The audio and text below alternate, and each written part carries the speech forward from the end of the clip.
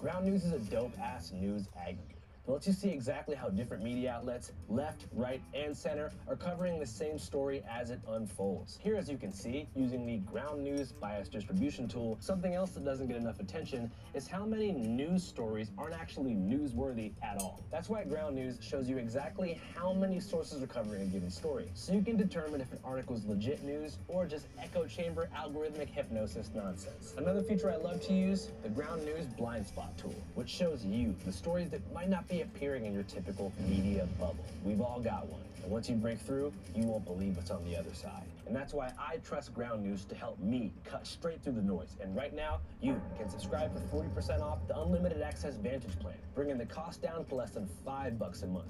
Just scan the QR code here or click the link below to sign up. Supporting Ground News means helping to support us, which means we can be in the field making videos like this, giving y'all real coverage that isn't watered down or dictated by corporate interests. So check it out, stay informed, and most importantly, don't let the media tell you what to think. All right, back to the streets of North Dakota. So for those who don't know, can you tell us your name and what was your position at the FBI? So, Chris Graham. I had a lot of positions in the FBI over 26 years. Was a street agent for many years, was a supervisor for many years. When I got to the FBI Academy in 1989, one of the first things you come to when you walk around is this thing called the Hall of Honor. And these are agents who were killed in the line of duty. Two really stand out, like Williams and Collier, who were killed at the reservation in 1975. So 1975 is the year that this whole saga from a law enforcement perspective began, on the Pine Ridge Reservation in South Dakota, which was one of the last Western territories to be colonized and the site of many horrific massacres perpetrated by Custers like General Custer. Now, at that time, on the res in the mid-70s, there was trouble. I love Andrew Callahan. He is changing the world. In the Oglala Sioux tribal government and the American Indian movement, of which Peltier was a leading figure. There was conflict among the tribal government and the American Indian movement. The level of violence had escalated. And contextually, in the late 60s, early 70s, AIM was something like the native answer to the Black Panthers or the Chicano Brown Berets, an openly armed community activist organization committed to radical sovereignty and unwilling to compromise with the U.S. government, who they believed was committed to their ultimate destruction. Like Billy Jack.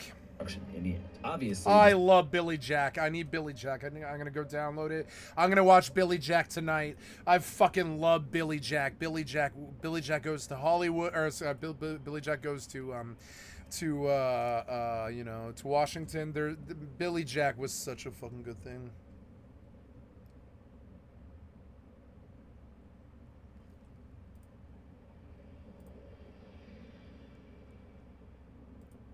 I'm gonna download Billy Jack. I can't not have Billy Jack.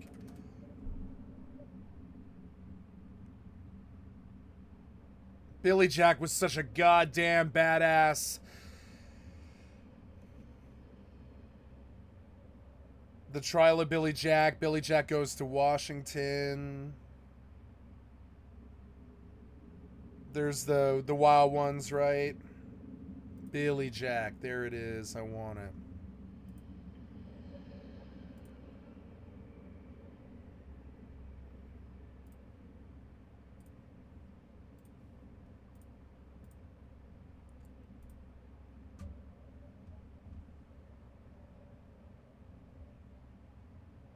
And then the Billy Jack goes to Washington. And then finally,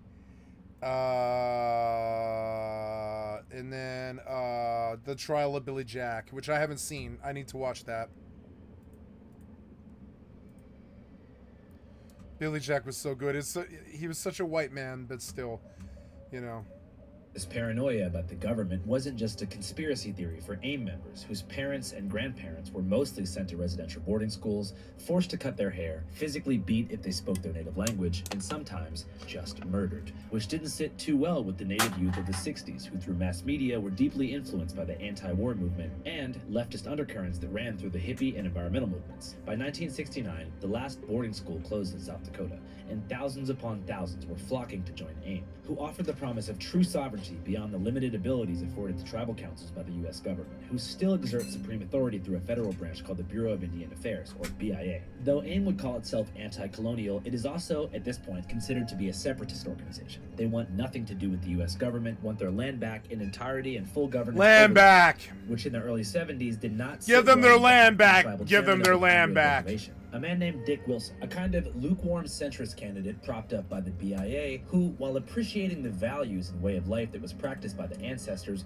was more interested in modernizing the reservation and cooperating with American companies and governments. Peltier and AIM viewed Wilson as a compromised asset of the FBI, CIA, and other enemy organizations, and additionally found evidence that he was embezzling tribal funds to arm a private militia called the Guardians of the Oglala, aka the Goons, who were tasked with violently intimidating his political opponents, including AIM, and anyone considering voting for an opposition candidate. After a failed attempt to impeach Wilson, AIM occupied the town of Wounded Knee, South Dakota in 1973 in protest, What? which they held for 71 days until the FBI, I didn't know. with the paid help of the Goons, stormed the town with long guns, shooting indiscriminately at AIM members alongside the feds, killing 3, wounding 14, and effectively ending the occupation. While a small victory for the federal government, who obviously wanted to keep native liberation movements at bay, it became a huge L when the optics of the situation hit the press. As the images and videos of Wounded Knee circulated, Peltier and the movement received widespread sympathy from progressive-leaning actors, activists, and public figures like Johnny Cash,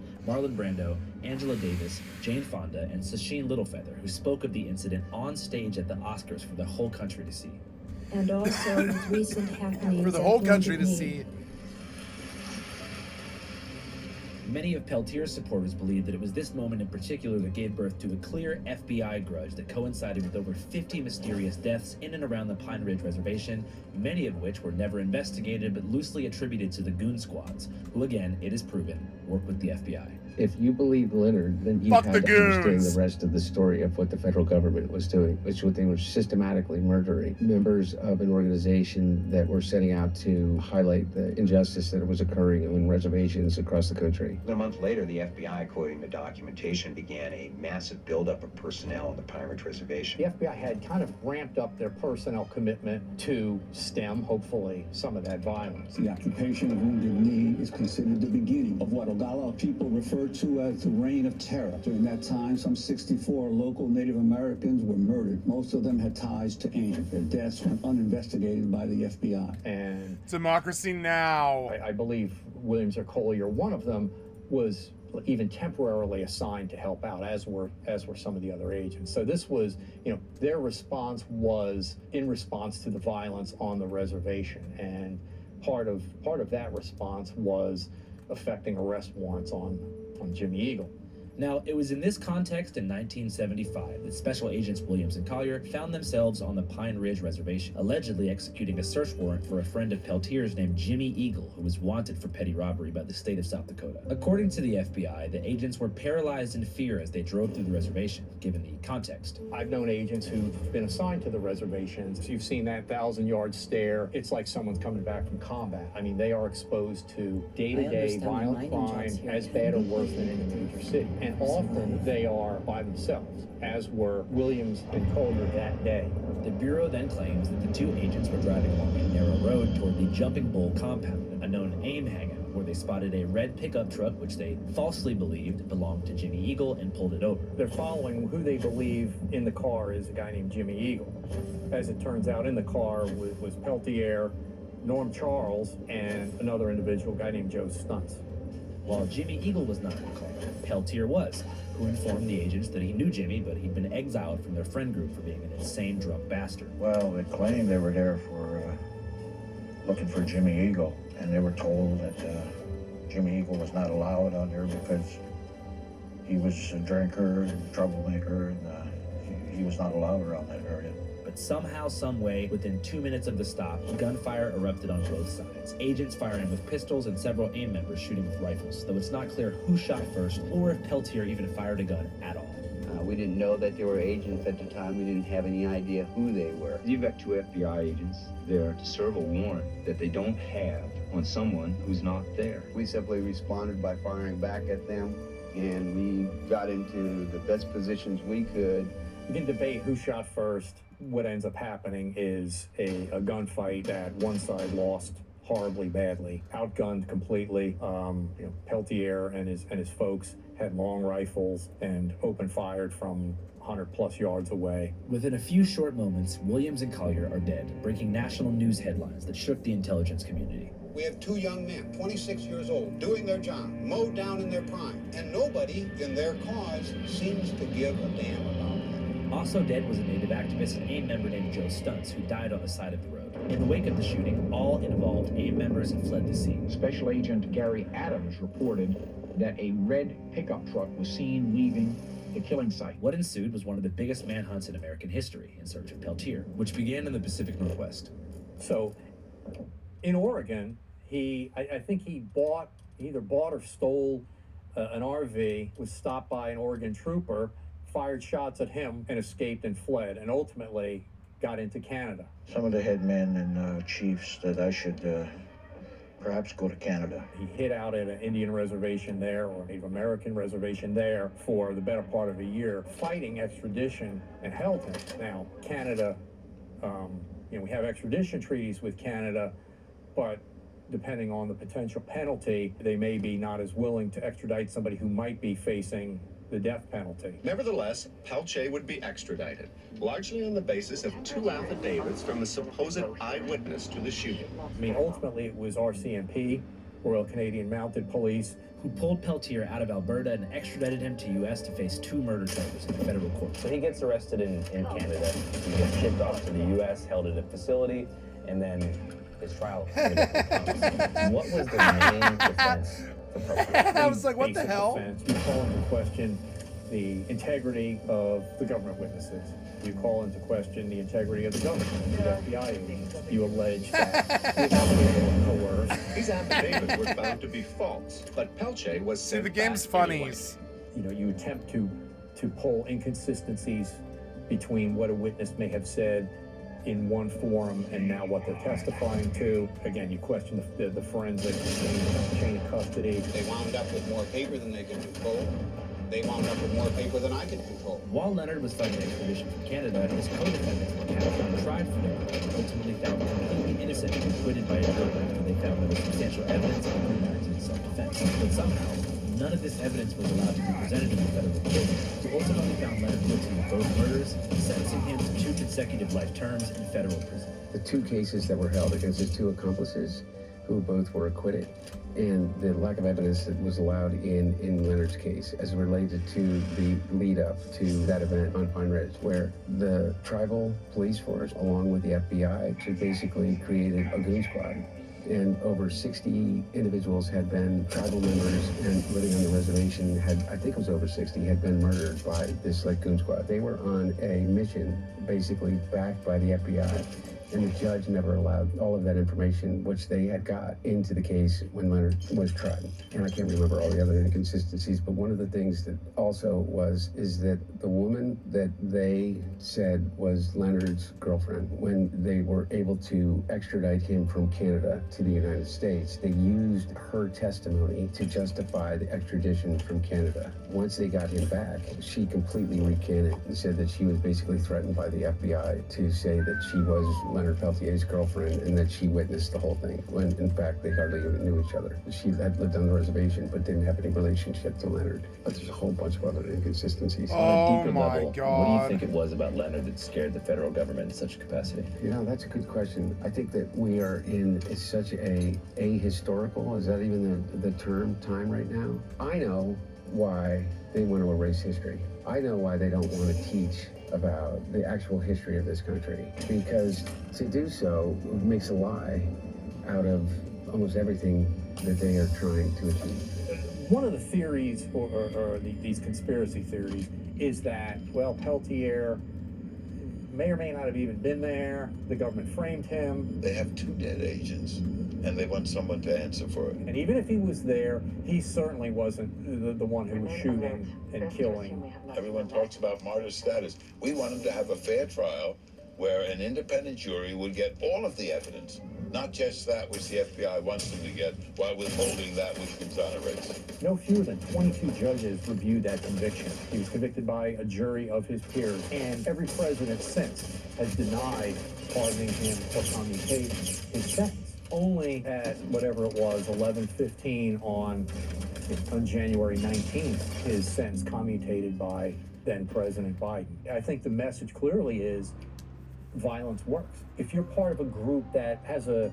legitimate beef, and they're sympathetic, right? I mean, for anyone, it's a sympathetic group. I mean, you go on a reservation, it's sad. It is widely considered to be the worst place in the United States.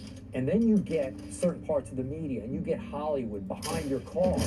That should be released from prison. You can succeed like this. Now, again, you get a lot of time in jail, but the message is you can get away with murder, or ultimately not pay the ultimate price for the murder. The system believes that resistance sits at the head. Take one person down, that it's done. But like what we see out here, all these kids, all these elders, like it's in the body. We are not free as a people until Leonard is. Only true activism was getting himself out of jail. That was the other thug who hijacked the AIM. We were part of the gang, but well, we weren't a gang for one thing. The agency. I admitted nothing happened. Here was not totally innocent of crimes themselves on the reservation.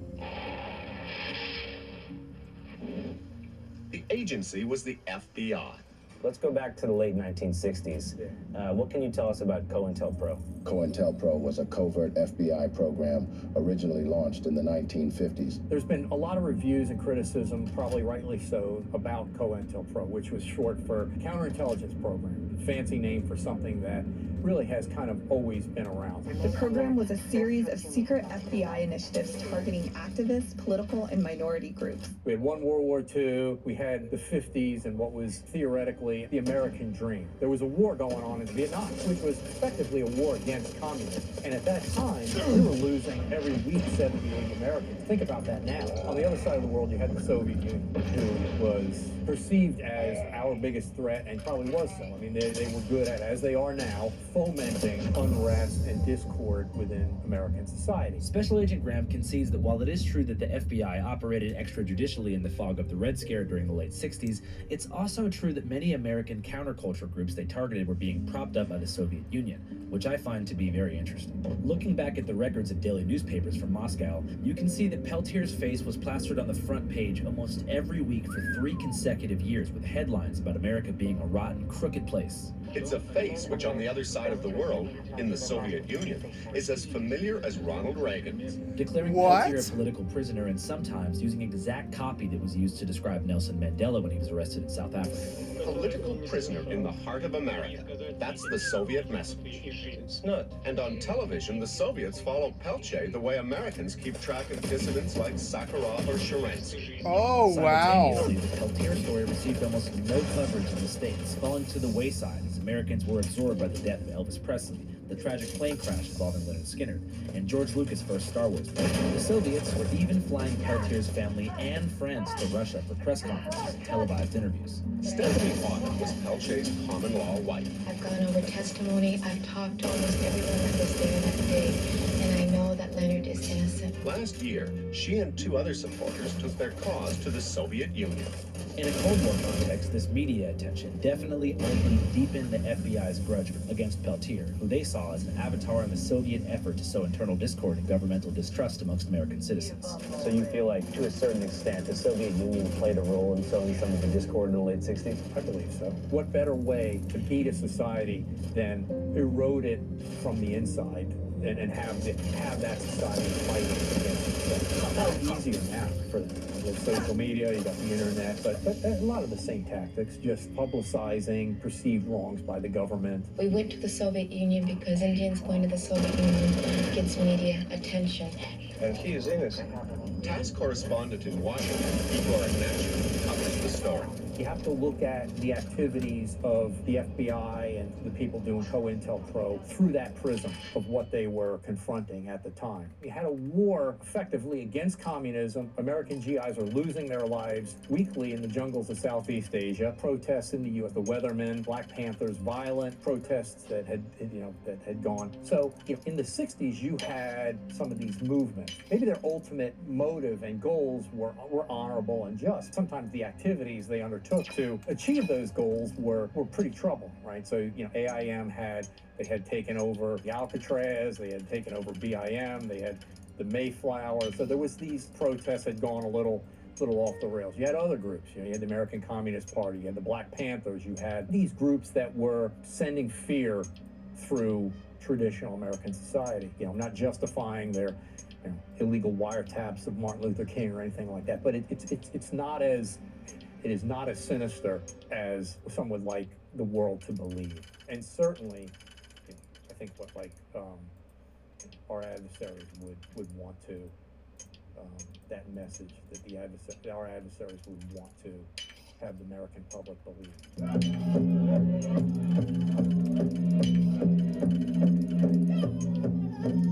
So the event just came to a close. Very powerful experience. Still kind of overwhelmed by the amount of energy that was there. So still processing. Sometimes, these kind of experiences don't even feel real. They're just like dreams. If you could describe today in one word, what word would that be? Today, thank you to the I want you to describe someone that loved his people. Thank you to the Lakers.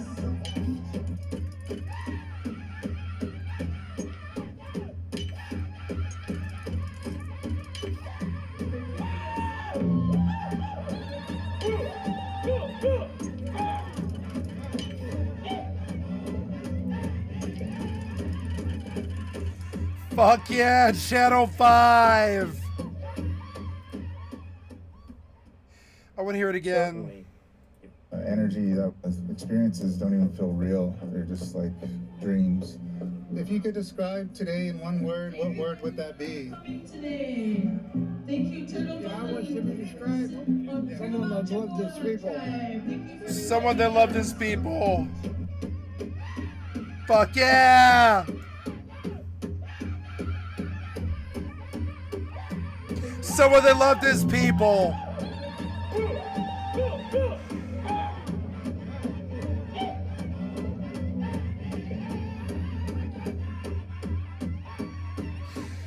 It's a good day to be alive. Death to the fucking fascists. Oh, shit. Hey, man, thanks for that web link. It's really working. I don't know if you guys missed the memo, but we just dropped an entire feature film. That's right, a full-blown movie at www.dearkellyfilm.com. DearKellyFilm.com. DearKellyFilm.com. It revolves around the life and times of Kelly Johnson, a.k.a. Kelly J. Patriot. Kobe Bryant was assassinated by the Quins. Come here, Nazi, you're going to Guantanamo. Oh, my gosh. Come here, Nazi, you're going to Guantanamo. Democrats don't like you, they're going to cancel you. It documents his semi-estranged family and their attempt to pull him out of the rabbit hole. Are you selling baby parts, yes or no? Don't tread on me. Don't even think about it. I don't want to say too much, but it's a good movie. If you guys want to watch it, it would mean a lot. www.dearkellyfilm.com. It's available for rent and buy. You can rent it for $5.55, or you can buy it for $15.55. www.dearkellyfilm.com. www.dearkellyfilm.com. It's good to see Peltier free. It's good. It's good. It makes me feel good about my life and my soul. It's like, man.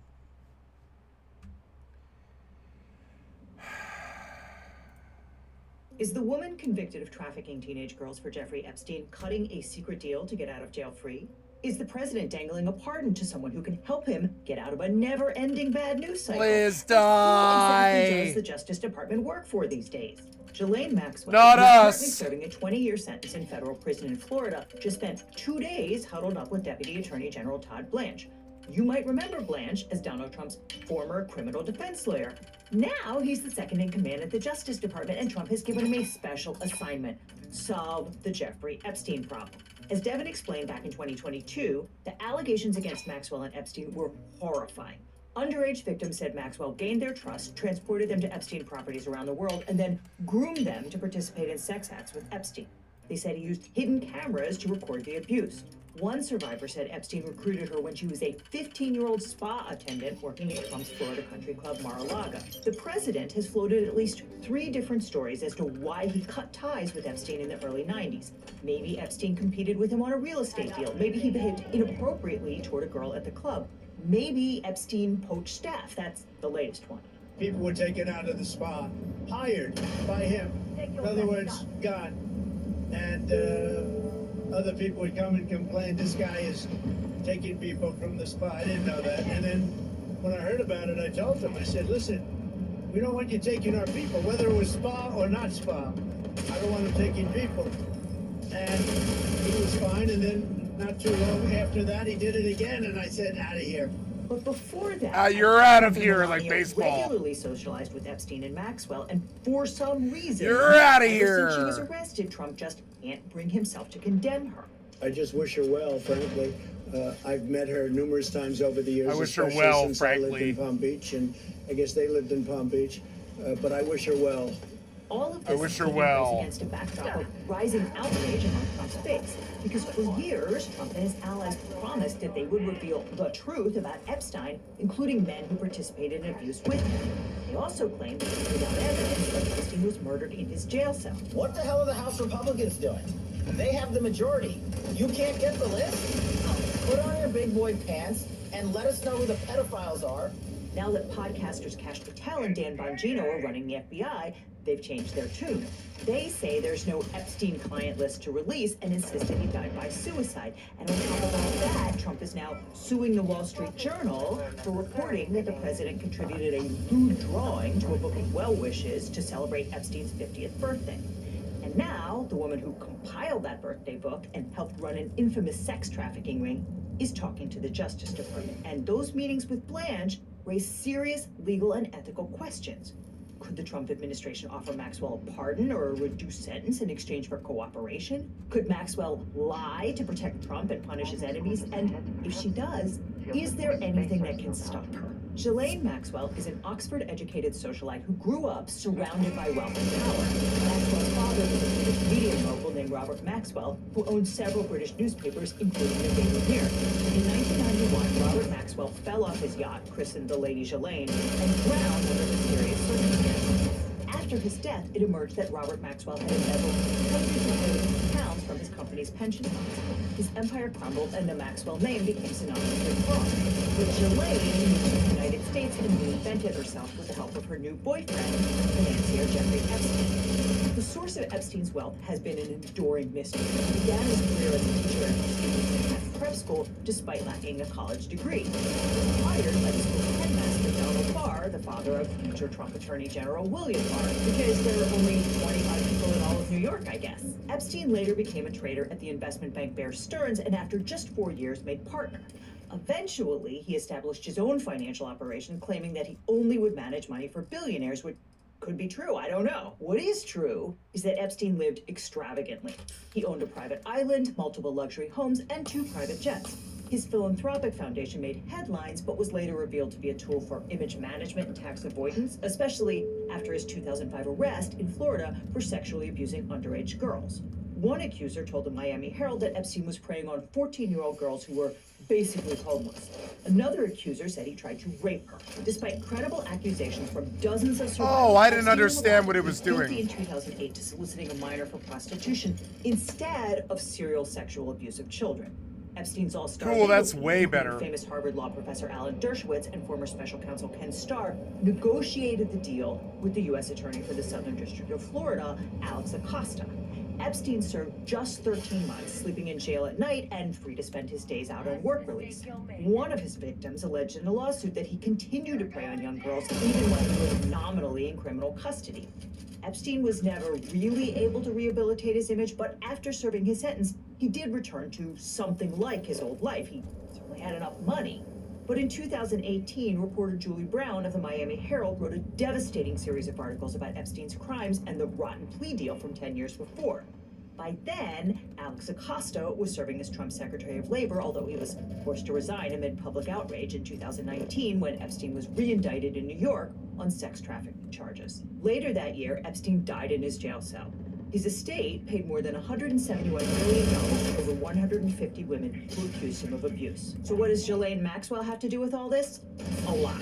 Maxwell was a constant presence in Epstein's orbit long after their romantic relationship ended. Prosecutors said that she was not merely his confidant or his assistant, but his partner in crime. Maxwell trawled shopping malls, trailer parks, and even a summer camp looking for vulnerable young girls to exploit.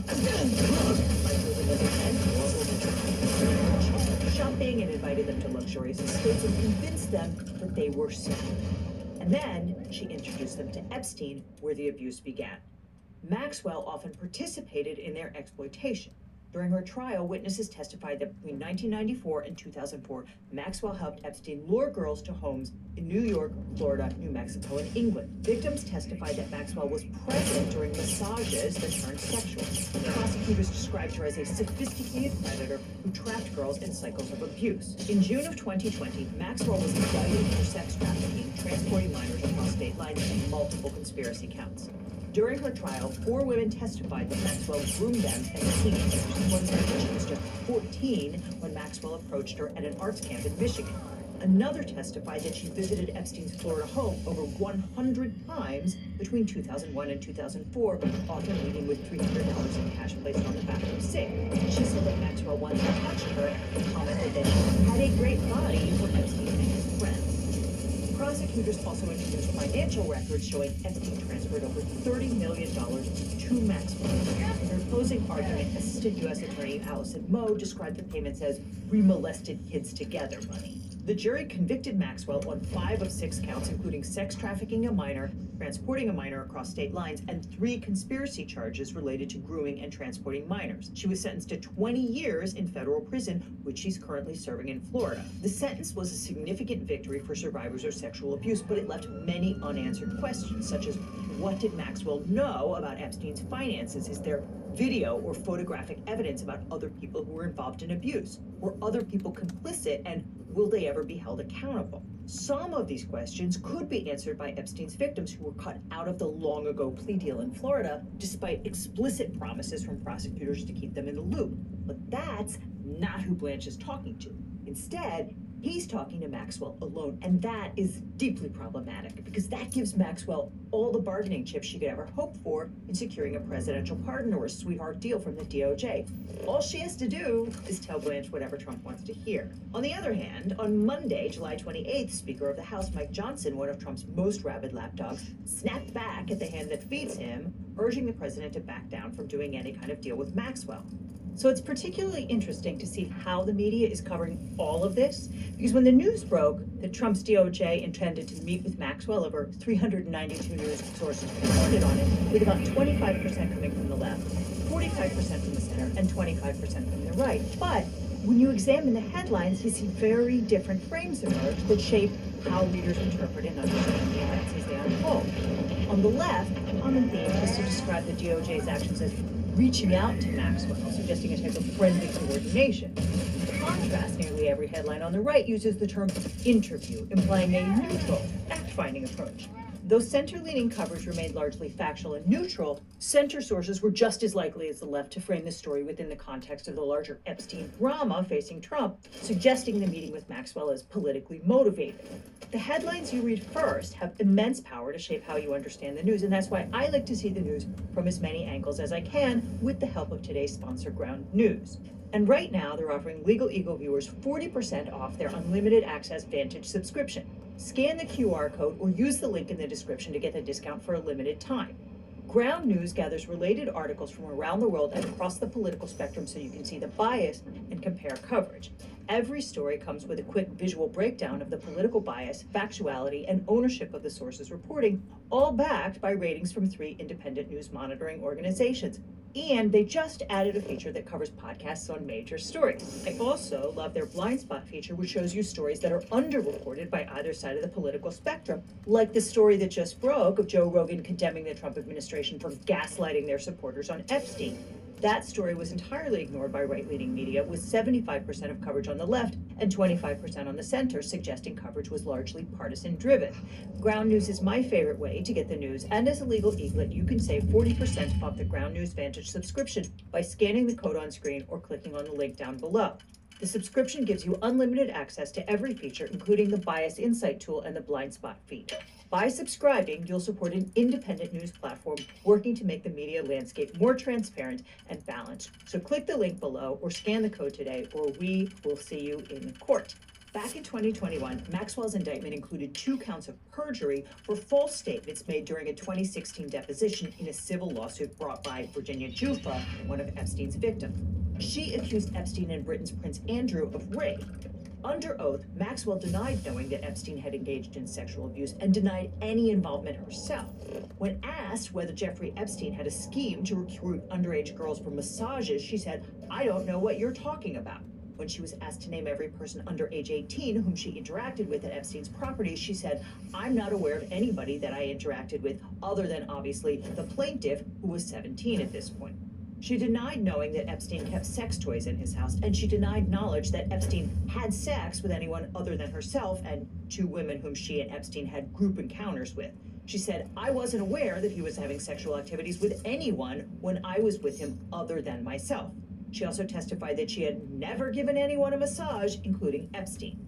Witnesses testified at the trial in excruciating detail about their abuse, and the jury believed them, convicting Maxwell of participating in sex trafficking of minors. But Maxwell was not convicted of perjury because before the trial, Judge Allison Nathan agreed to bifurcate the case. So she hived off the perjury charges for a second trial because evidence that Maxwell was a liar could have prejudiced the jury on the other charges.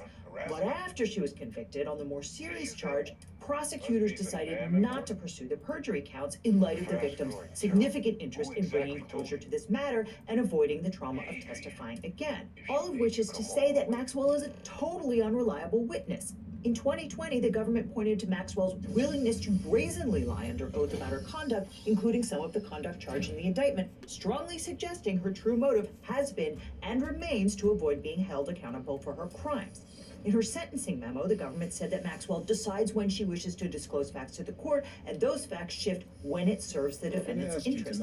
And while she has information about Epstein's crimes, she also has a huge motive to lie about her own conduct and that of other co-conspirators, particularly when the person asking the question has a magic pardon key that could get her out of jail tomorrow.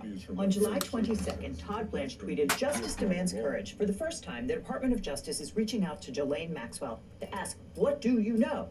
He wasn't meeting with the victims to hear their stories. Instead, he was heading to a prison in Tallahassee to meet with a woman who showed an utter lack of remorse instead of showing even a hint of acceptance of responsibility. The defendant makes desperate attempt to cast blame wherever she can. Those are the government's own words just 3 years ago. But on July 24th and 25th, Deputy Attorney General Todd Blanche met with Maxwell for 9 hours. Maxwell's attorney David Marcus reported that she answered all the questions without invoking privilege or refusing to respond.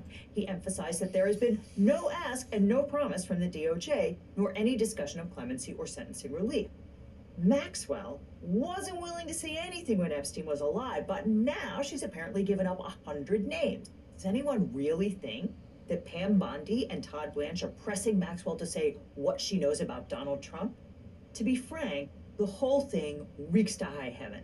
Nothing that Blanche has done here is normal protocol for eliciting testimony from a convicted felon. Here's how it's supposed to go. First of all, having the number 2 guy at the DOJ do a jailhouse interview is wildly abnormal. That is miles below Blanche's pay grade, and it's a screaming klaxon signal that this is a political operation, not a legal one. Second, when prosecutors deal with someone known to be a prolific liar, verifying the truthfulness of anything that person says is a serious challenge. It is not as simple as flipping through the files on the plane down to Florida. These cases involve hundreds of witnesses and millions of pages of documents. Evaluating Maxwell's credibility requires a deep working knowledge of the entire case. Otherwise, how are you going to know if something she says conflicts with the record? And that's not something Blanche has. But there is someone who does have that granular knowledge. Her name's Maureen Comey, and she was the lead prosecutor on both the Epstein and Maxwell cases. But the DOJ just fired her a couple weeks ago, maybe because of her last name. Trump's still spinning tales about a conspiracy led by her dad, James Comey, the former director of the FBI. I mean, maybe there's another reason she got the boot, just as all this stuff about Epstein is picking up again. In any event, no experienced prosecutor would ever conduct a high-stakes interview like this without another witness present, usually a law enforcement officer. Because if the witness changes her story later, someone needs to be able to testify about what was actually said. Typically, the government will enter into a written agreement with the prisoner to reduce her prison sentence in exchange for testimony or information. If it later turns out that that testimony was false, the government can go into court and formally move to revoke the deal. But in order to do that, you have to have the transcript or an impartial witness, and that cannot be the lawyer himself. But according to news reports, the only other people present were Maxwell's lawyers. And if they took notes at all, those notes are protected attorney work product. That is not admissible in court. So if Blanche is doing this in a way that ensures there's no written record, one of two things may be happening. Either the government does not intend to put a formal deal out there, so there's no need to develop a record, or the other alternative is that they do intend to reduce this thing to writing, and they're just really bad at it and won't have any recourse if Maxwell lies, or I guess it could be both. In 2023, Todd Blanche left his very prestigious job at a white shoe law firm to set up his own shop. He had one client, and that was Donald Trump. He is now Deputy Attorney General, effectively running the entire Justice Department. His first lieutenant, Emile Beauvais, worked with him to defend Trump in his personal criminal cases. His boss, Attorney General Pam Bondi, represented Trump in his first impeachment. And we're not saying Blanche was down in Florida to make a deal with a child sex trafficker to protect his client, but if he were doing that, here's how that might go down. One possible route is through what's known as a Rule 35B motion. Under that provision of the Federal Rules of Criminal Procedure, prosecutors can ask a court to reduce a defendant's sentence if the person provides substantial assistance in the investigation or prosecution of others after being sentenced. But Rule 35B1 only allows the government to request a reduced sentence within a year of the defendant's sentencing, and that deadline is already in the rearview mirror. Rule 35B2 provides an exception after the 1-year mark, but only if some specific conditions are met. To qualify, Maxwell would need to offer new information that either she didn't know until more than a year after sentencing, or she knew earlier but didn't become useful to the government until later, or information she could not have known was useful until later, and she promptly gave it to the government once she realized it was. There is nothing Maxwell knows today that she did not know 3 years ago. She has had information that will be critical to cases against Epstein and his associates for decades. Information that prosecutors definitely wanted. Maxwell could have negotiated a better deal for herself if she provided it, and she chose not to. Instead, she chose perjury and she chose to go to trial. So Rule 35 should not be an option here. The most likely scenario is that Donald Trump will pardon or commute Maxwell's sentence. And Trump's allies in conservative media are already working to shift the narrative to frame Maxwell as a victim. While Blanche was meeting with Maxwell, Trump seemed optimistic. Todd Blanche is a great gentleman. He's a great man. He's a great lawyer. He's got a great heart. But he's over there now. Can you trust what she's telling him? She's a convicted trafficker who's eager to get out of prison. Well, you know, he's a professional lawyer. I think he's been through things like this before. Trump has said repeatedly that he has the right to pardon Maxwell, which is true, although the pardon power is supposed to be a solemn exercise of his official duty, not just a perk of the job, like free Gatorade in the break room. But presidential prerogatives aside, springing a sex trafficker from jail would be politically explosive. Trump's connections to Epstein are well documented, and a pardon or commutation would trigger a public firestorm, especially among the victims. Obviously, Trump and his allies would frame the move as necessary to hold other perpetrators accountable. His media mouthpieces are already laying the groundwork for that. But there's no guarantee that the public would see it as anything other than a quid pro quo. Remember, when Trump was asked about Maxwell in 2020, he said, "I wish her well." Maybe Blanche could convince Maxwell to give Trump dirt on prominent Democrats in exchange for the promise of a future pardon. You know, just give up Bill Clinton, Barack Obama, and Adam Schiff, and Trump will do for you what he did for Steve Bannon and Jeanine Pirro's husband and Jared Kushner's daddy. What, am I the only one who remembers that he pardoned all those crooks on the way out the door last time? Pardoning Maxwell to protect the president would be an absurd abuse of executive power, but guess what? That's legal thanks to the Supreme Court ruling that the president can never be prosecuted for anything that falls inside his official duties. And they made sure to say in that opinion that they were definitely including pardons in that category. I mean, it's not legal for Todd Blanche to trade a pardon for dirt on Dems, but luckily he knows a guy who could pardon it. Meanwhile, Maxwell is still appealing her conviction. She has never accepted responsibility for the devastating harm she inflicted on these young girls, 2 of whom later died by suicide. In fact, her petition for certiorari to the Supreme Court attempts to avail herself of the protections extended to the victims in the 2008 non-prosecution agreement. Prosecutors reportedly added a clause granting immunity for co-conspirators to shield girls who were groomed by Maxwell and Epstein and then brought their friends in to perpetuate the cycle of abuse. But Maxwell argues that she, too, is entitled to immunity under this provision.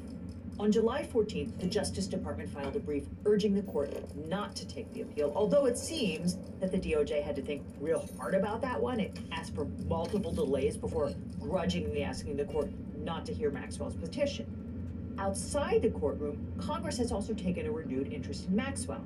On July 24th, the House Oversight Committee voted to subpoena Maxwell for testimony. Representative Tim Burchett, a Tennessee Republican, suggested that Maxwell might be able to reduce her sentence by testifying to Congress. At least, I think that's what he's saying. Because the one thing we got holding over her head is if we find out she lies, she goes back to her original sentence. And that's looking at lifetime. And if she's looking at maybe parlaying this into reducing her sentence, then we could have some leverage there. Congress doesn't have any control over Maxwell's sentence, but if you're trying to make it sound like this is politics rather than justice for the victims, well, again, not sure what you would do differently. Democrats are screaming bloody murder about the apparent quid pro quo being cooked up at the DOJ. Senator Sheldon Whitehouse questioned whether Blanche was effectively operating as Trump's private lawyer. Is he really going as Deputy Attorney General, or is he going de facto as Trump's personal criminal attorney, Tom Hagen style? I'm going to make him an offer he can't refuse. Did Todd Blanche take a horse's head into the jail when he met with Maxwell? Well, we don't know, because there was no independent party there to witness it. I mean, Pam Bondi has fired a lot of lawyers for failing to zealously represent their clients, and by their client, she means Donald Trump. On that, she's been entirely clear. She even called the DOJ his lawyers, and you know what they say. If it walks like a duck and it quacks like a duck, it's probably a nakedly corrupt quid pro quo being negotiated right in our faces while the real victims are ignored again. Maxwell's meeting with Blanche was under proffer immunity, which protects her statements in that interview from being used in criminal proceedings unless she lied. According to her attorney, Maxwell was asked about roughly 100 individuals involved in Epstein's network and answered all questions. Prosecutors have yet to clarify whether that immunity extends beyond the DOJ interviews. Meanwhile, we're finally hearing from Maxwell's lawyer about what she wants, and unsurprisingly, she wants a lot. In a letter to the House Oversight Committee, Marcus said, as you know, Ms. Maxwell is actively pursuing post-conviction relief, both in a pending petition before the U.S. Supreme Court and in a forthcoming habeas petition. Any testimony she provides now could compromise her constitutional rights, prejudice her legal claims, and potentially taint a future jury pool. Her legal team demanded formal immunity from prosecution, a deposition conducted outside her Florida prison, advance access to all committee questions, and a delay in testimony until after resolution of her pending appeals, including the one before the Supreme Court. Without those assurances, Maxwell's attorney said she would invoke her Fifth Amendment rights against self-incrimination. The House Oversight Committee has already subpoenaed Maxwell for a deposition scheduled the week of August 11th, but committee officials have signaled that they will not grant immunity, which is a central condition of Maxwell's cooperation. Maxwell's legal team emphasizes that progressing with the deposition without her protections would imperil her rights and potentially bias future criminal proceedings, which, like, yeah, no kidding. Of course she'd prefer to say whatever she needs to say privately to Blanche and get that sweet Trump pardon and then ride off into the sunset. If she gives a deposition, it opens the door to additional prosecutions, and she also does not want to deal with prosecutors that would require her to cooperate with law enforcement and then testify at a bunch of criminal trials as part of an immunity deal. She also doesn't want to face a bunch of righteously angry Democratic and Republican politicians questioning her about all the crimes she committed against children, and it would be nearly impossible for her to give testimony without opening the door to all sorts of questions that would criminally implicate herself and other people. So, I mean, think about it. If she names names, lawmakers are going to want to know all the details. They're going to demand to know what she told Blanche, and they're going to probe what other evidence possibly exists to verify her claims, and she can't get into all that without creating a much bigger problem for herself and possibly for Trump. Now, all this highlights why it's so important to get a great lawyer when you're dealing with your own case. Now, after I started this channel, every week I'd get hundreds of comments and emails from viewers who are dealing with legal problems. And they'd ask, can you help me find a lawyer? Or how do I know if this attorney is any good? And there's a massive gap in our justice system. It's that people don't know how to find the right lawyer for their specific situation. They're scared, they're overwhelmed, and they end up doing nothing or hiring the first attorney who calls them back. And that really bothered me. So I started to wonder, what if there was a different way? What if we could build a law firm that actually lived up to the values that I talk about on this channel? Transparency, accessibility, and putting clients first instead of chasing bills. billable hours. A firm where you don't need to pay anything up front, and your lawyers only get paid if you do, to maximize your opportunity for justice. So a few years ago, I decided to fix that problem. I decided to start my own personal injury law firm. And honestly, it wasn't an easy choice. But I realized I was in this unique position. I had this platform, this community, and the experience. Go legal, legal! There are easier ways to make money than starting a law firm. I love legal, We legal. did it because access to justice shouldn't be a luxury. Because finding the right legal representation shouldn't Access be to justice shouldn't be a luxury.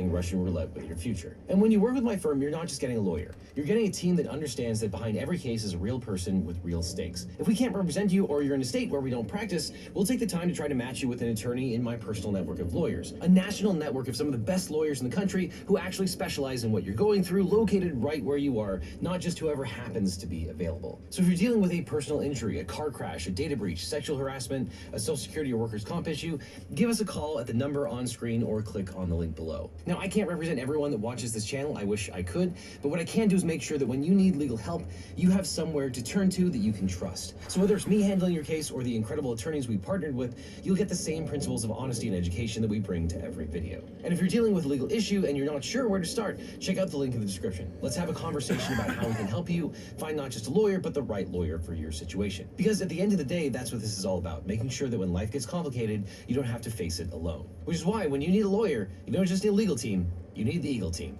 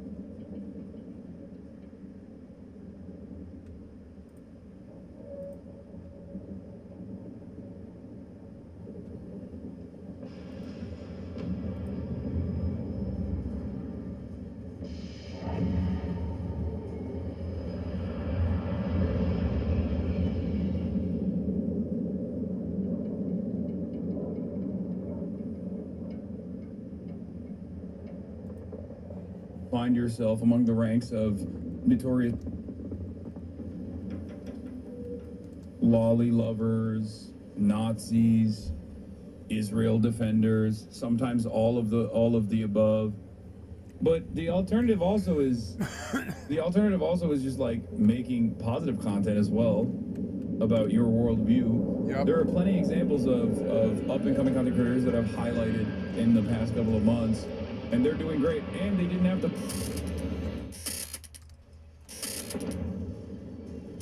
All right, let's see what the updates are on the Jeffrey Jedediah Epstein saga. Ghislaine Maxwell is being transferred to Texas prison. It's going from state to federal, baby. News 24/7, something that CBS News' Scott McFarland flagged for us just a moment ago. We're just learning former Jeffrey Epstein associate and convict Ghislaine Maxwell has been transferred to a federal prison in Texas. Maxwell serving out her 20-year prison sentence in Tennessee for grooming and abusing underage girls with Jeffrey Epstein. Now she's got a new home. No explanations given for the move to Texas. So we've done some digging. Here's what we know so far about her new home in Texas. It's a low security federal prison, smaller population, It includes another high-profile inmate, ex-Theranos chief Elizabeth Holmes. We'll continue to ask questions about why Elizabeth Maxwell Holmes has been moved while serving out that 20-year prison sentence. Of course, this is on the heels of her meeting last week with the feds and a chorus of accusations that there is concern that she could be looking at a presidential pardon. Of course, Mr. Trump saying he can, but has not signaled that he would or that he's even been asked for a pardon for Ghislaine Maxwell. A lot of questions here. We'll continue asking those and chase the answers that we know you're looking for. One of Jeffrey Epstein's alleged sex abuse victims say they are stunned by recent comments from President Trump. The president said he had a falling out with Epstein after he said Epstein, quote, What is this? You know what? You know who I really love? Jabotinsky. Yeah, I saw this. He was such a badass, it almost breaks the historical genre. The man saw the Holocaust coming and warned people. While everyone else was clinging to assimilation or polite diplomacy, he was out there organizing Jewish military units and saying, they won't save us, we have to save ourselves. He founded the Irgun. He trained militias. He fought for a Jewish army in World War I. He wrote poetry, ran newspapers, and was nothing if not pragmatist. He believed nothing would save Jews like military strength, not because he glorified violence, but because he understood what powerlessness costs you. You can disagree with his politics, you can argue about his got published but you cannot works. deny he had no illusions about human nature and spine. It's a simple lie that Jabotinsky was a terrorist. One more for the bonfire of free Palestine bullshit. Dude, if I talked about Jews the way Jabotinsky, if I talked about Jews and Israel in the way that Jabotinsky did right now, Brianna Wu would demand me getting banned. Okay? What's so crazy about this is like, because he was honest. He was honest about what the fuck was going on with Israel. Like, he was honest about the colonial process of Israel. If I talked about Jabotinsky's demands for what he wants to do to the project of Israel, the colonial project of Israel, which in certain respects I do talk about, they say I'm wrong. They say I'm crazy. They say I'm fucked up for saying this. Who's Brianna? Brianna Wu is, I don't know how to describe her. She's just stupid. She's a dumbass. That's it. She's just an idiot who literally got, like, she had no opinions whatsoever on Israel-Palestine before October 7th. What by is her going own admission. And, you know, as an adult woman, she got her mind melted by sex pestity of all people, and became slowly but surely became a major Israel dick rider. Check logs for an insane Jabotinsky quote. Fossa clapped me. What is this? Jeffrey Epstein is running for mayor. What the fuck? What is the... Oh, Jabotinsky quote. As long as the Arabs preserve a gleam of hope that they will succeed in getting rid of us, nothing in the world can cause them to relinquish this hope, precisely because they are not rubble, but a living people. And a living people will ready to yield on such fateful issues only when they give up all hope of getting rid of the alien settlers. Oh yeah, I got it. Ruthlessly honest about the conditions of colonialization in Israel. Only then will extremist groups with their slogan, "No, never lose," their influence, and only then their influence be transferred. Your message was too long. Brianna Pooh being stupid. Are people just unaware that Biden has dedicated his entire State Department to pursuing a ceasefire for many months? What do you think our Secretary of State... By the way, look. February 28, 2024. It's really funny looking back at this, looking back at my statements and then looking back at the commentary around it. Ted Lieu, Biden did better in the Michigan primary against his opponents than Trump did in the Michigan primary against his opponent. Biden overperformed, Trump underperformed. That's what the numbers show. Biden won Michigan in 2020 by 150K. 100,000 plus voters voted uncommitted in the Dem primary. 77% of Democrats want a ceasefire in Gaza. 69% of independents want a ceasefire. 56% of GOP wants a ceasefire. February 28th, 2024. If you believe in huge majorities support the cause, why did so few vote for it in Michigan? If it was a no-stakes vote, but only still 13% opted for it, how do you explain the huge gap with the polling numbers you cite? You realize Israel isn't in Michigan, right? Not sure if you're aware, Biden has dedicated the entire State Department to pursuing a ceasefire for months. These people are professionally wrong, okay? You need to understand. These people are professionally wrong, except it's even worse than being professionally wrong. They're doing it for free. They're wrong for free.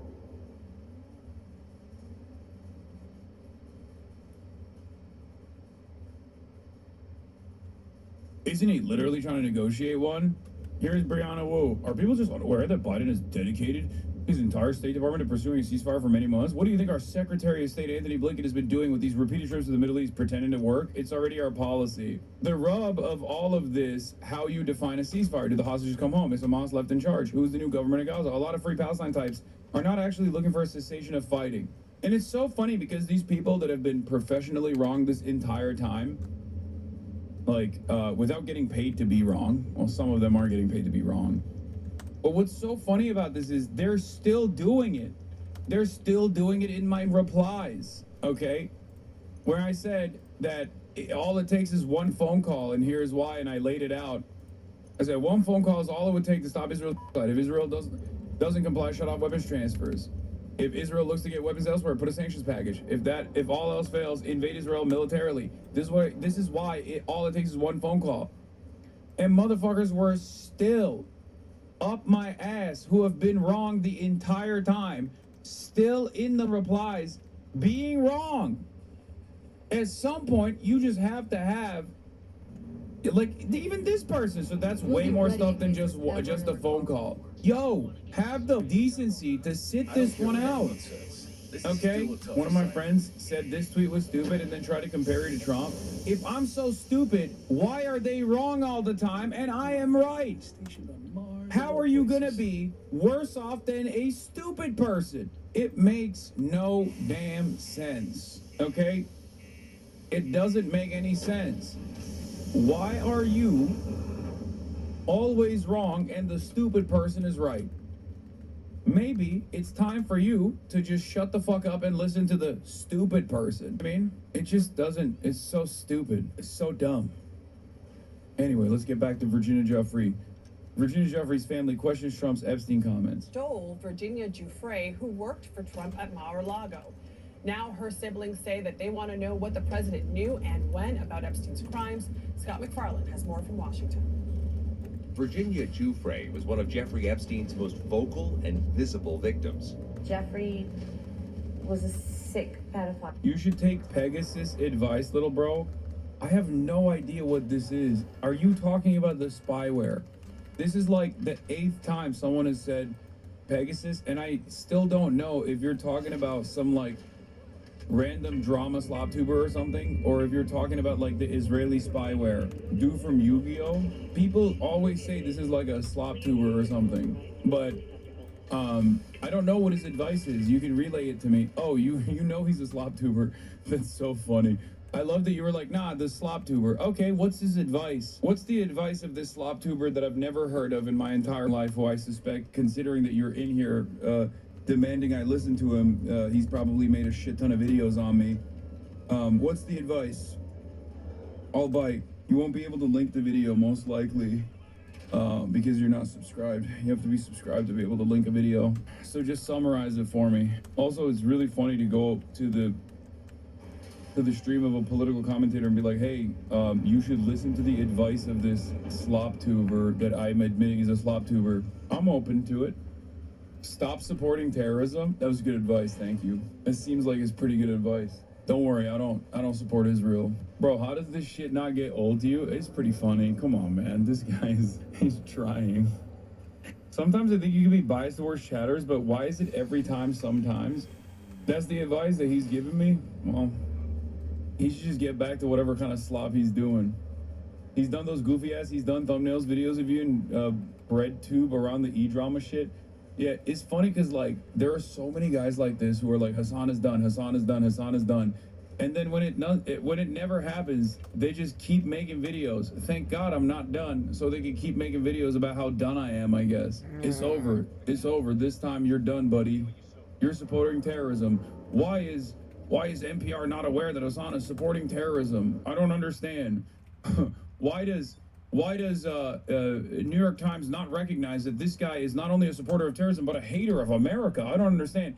I don't know. Maybe because the average New York Times reporter, regardless of our ideological differences, is not like Steven Crowder brained. Have you thought about that? Like, oh, yeah, I'm the China for slop tubers. I'll collapse any moment because you're paying them for puff pieces. Yeah, exactly.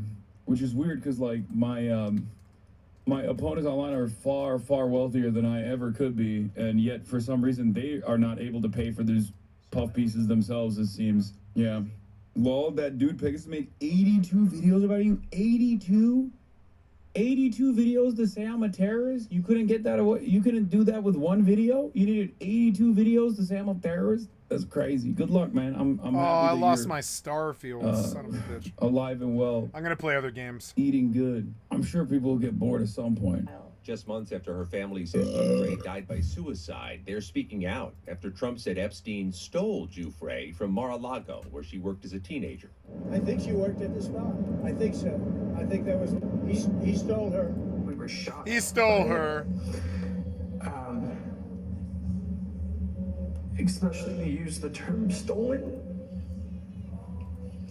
He stole her. Because she's not an object.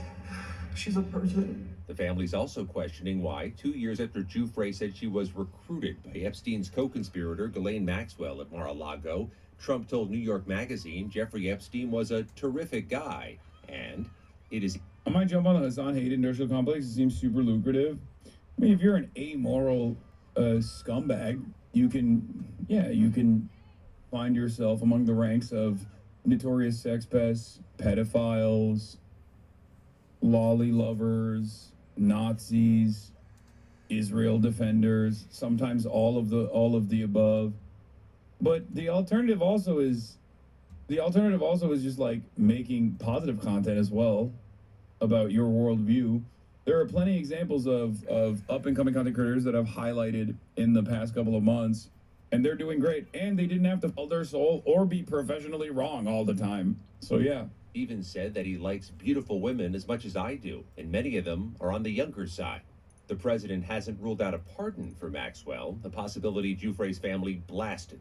The word that comes to mind is it would be an abomination. On Thursday, the president again faced questions about his claim Epstein stole Giuffre from him. I said, if he's taking anybody from Mar-a-Lago, he's hiring or whatever he's doing. I didn't like it, and we threw him out. While Giuffre's family said before she died, Giuffre pushed for all the documents in Epstein's Somebody's case to be hunting me. released. She wanted the world to know what they've done to her and so many other survivors, and she had been fighting that to her very last day.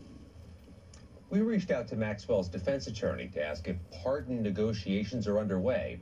The attorney did not respond. Maxwell has 12 years left remaining in her prison term for trafficking girls for sex. Nate? All right, I'm sure more to come on this. Scott, thank you.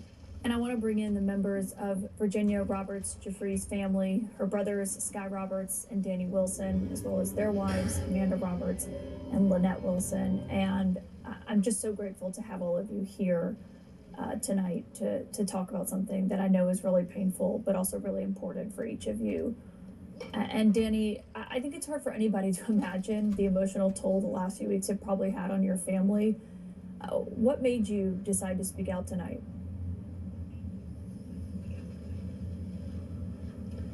I don't think it's even the last 2 weeks. I think it's the last 10 years. I'm speaking out because my sister is not here to speak out, and I think she would, and I'm here to speak out for the survivors. And Sky, your sister was just 16 years old when she was working at Mar-a-Lago in 2000, when she was recruited by Ghislaine Maxwell. As this has played out over the last few weeks, I imagine you're probably quite surprised when the Justice Department sent their number 2 in charge to go and sit down with Ghislaine Maxwell. Yeah, we were very surprised, I think. Calm down, chatter. Calm down. I'm gonna play video games at 7 p.m., okay? In 3 hours. You know, she was with Will preyed Neff upon by Ghislaine Maxwell, as well as many other predators out there, but she was preyed upon at Mar-a-Lago. And we were very shocked and very surprised that they were giving her a voice and giving her a platform to essentially possibly make a deal. And, reality to that is that there's so many survivors still out there that are affected by that, including my sister, who's not here to speak for herself. And I think it's important that we stand beside them, that we stand in front of you and in front of... Fuck these terrible criminals. With a sign of strength on my sister's behalf because she's not here Corruption. to do that herself. But we stand with survivors here, and I want to make it clear that, you know, she does not get the opportunity to get out. She deserves to rot in prison where she belongs because of what she's done to my sister and so many other women. And it's absolutely a pure sense of evil.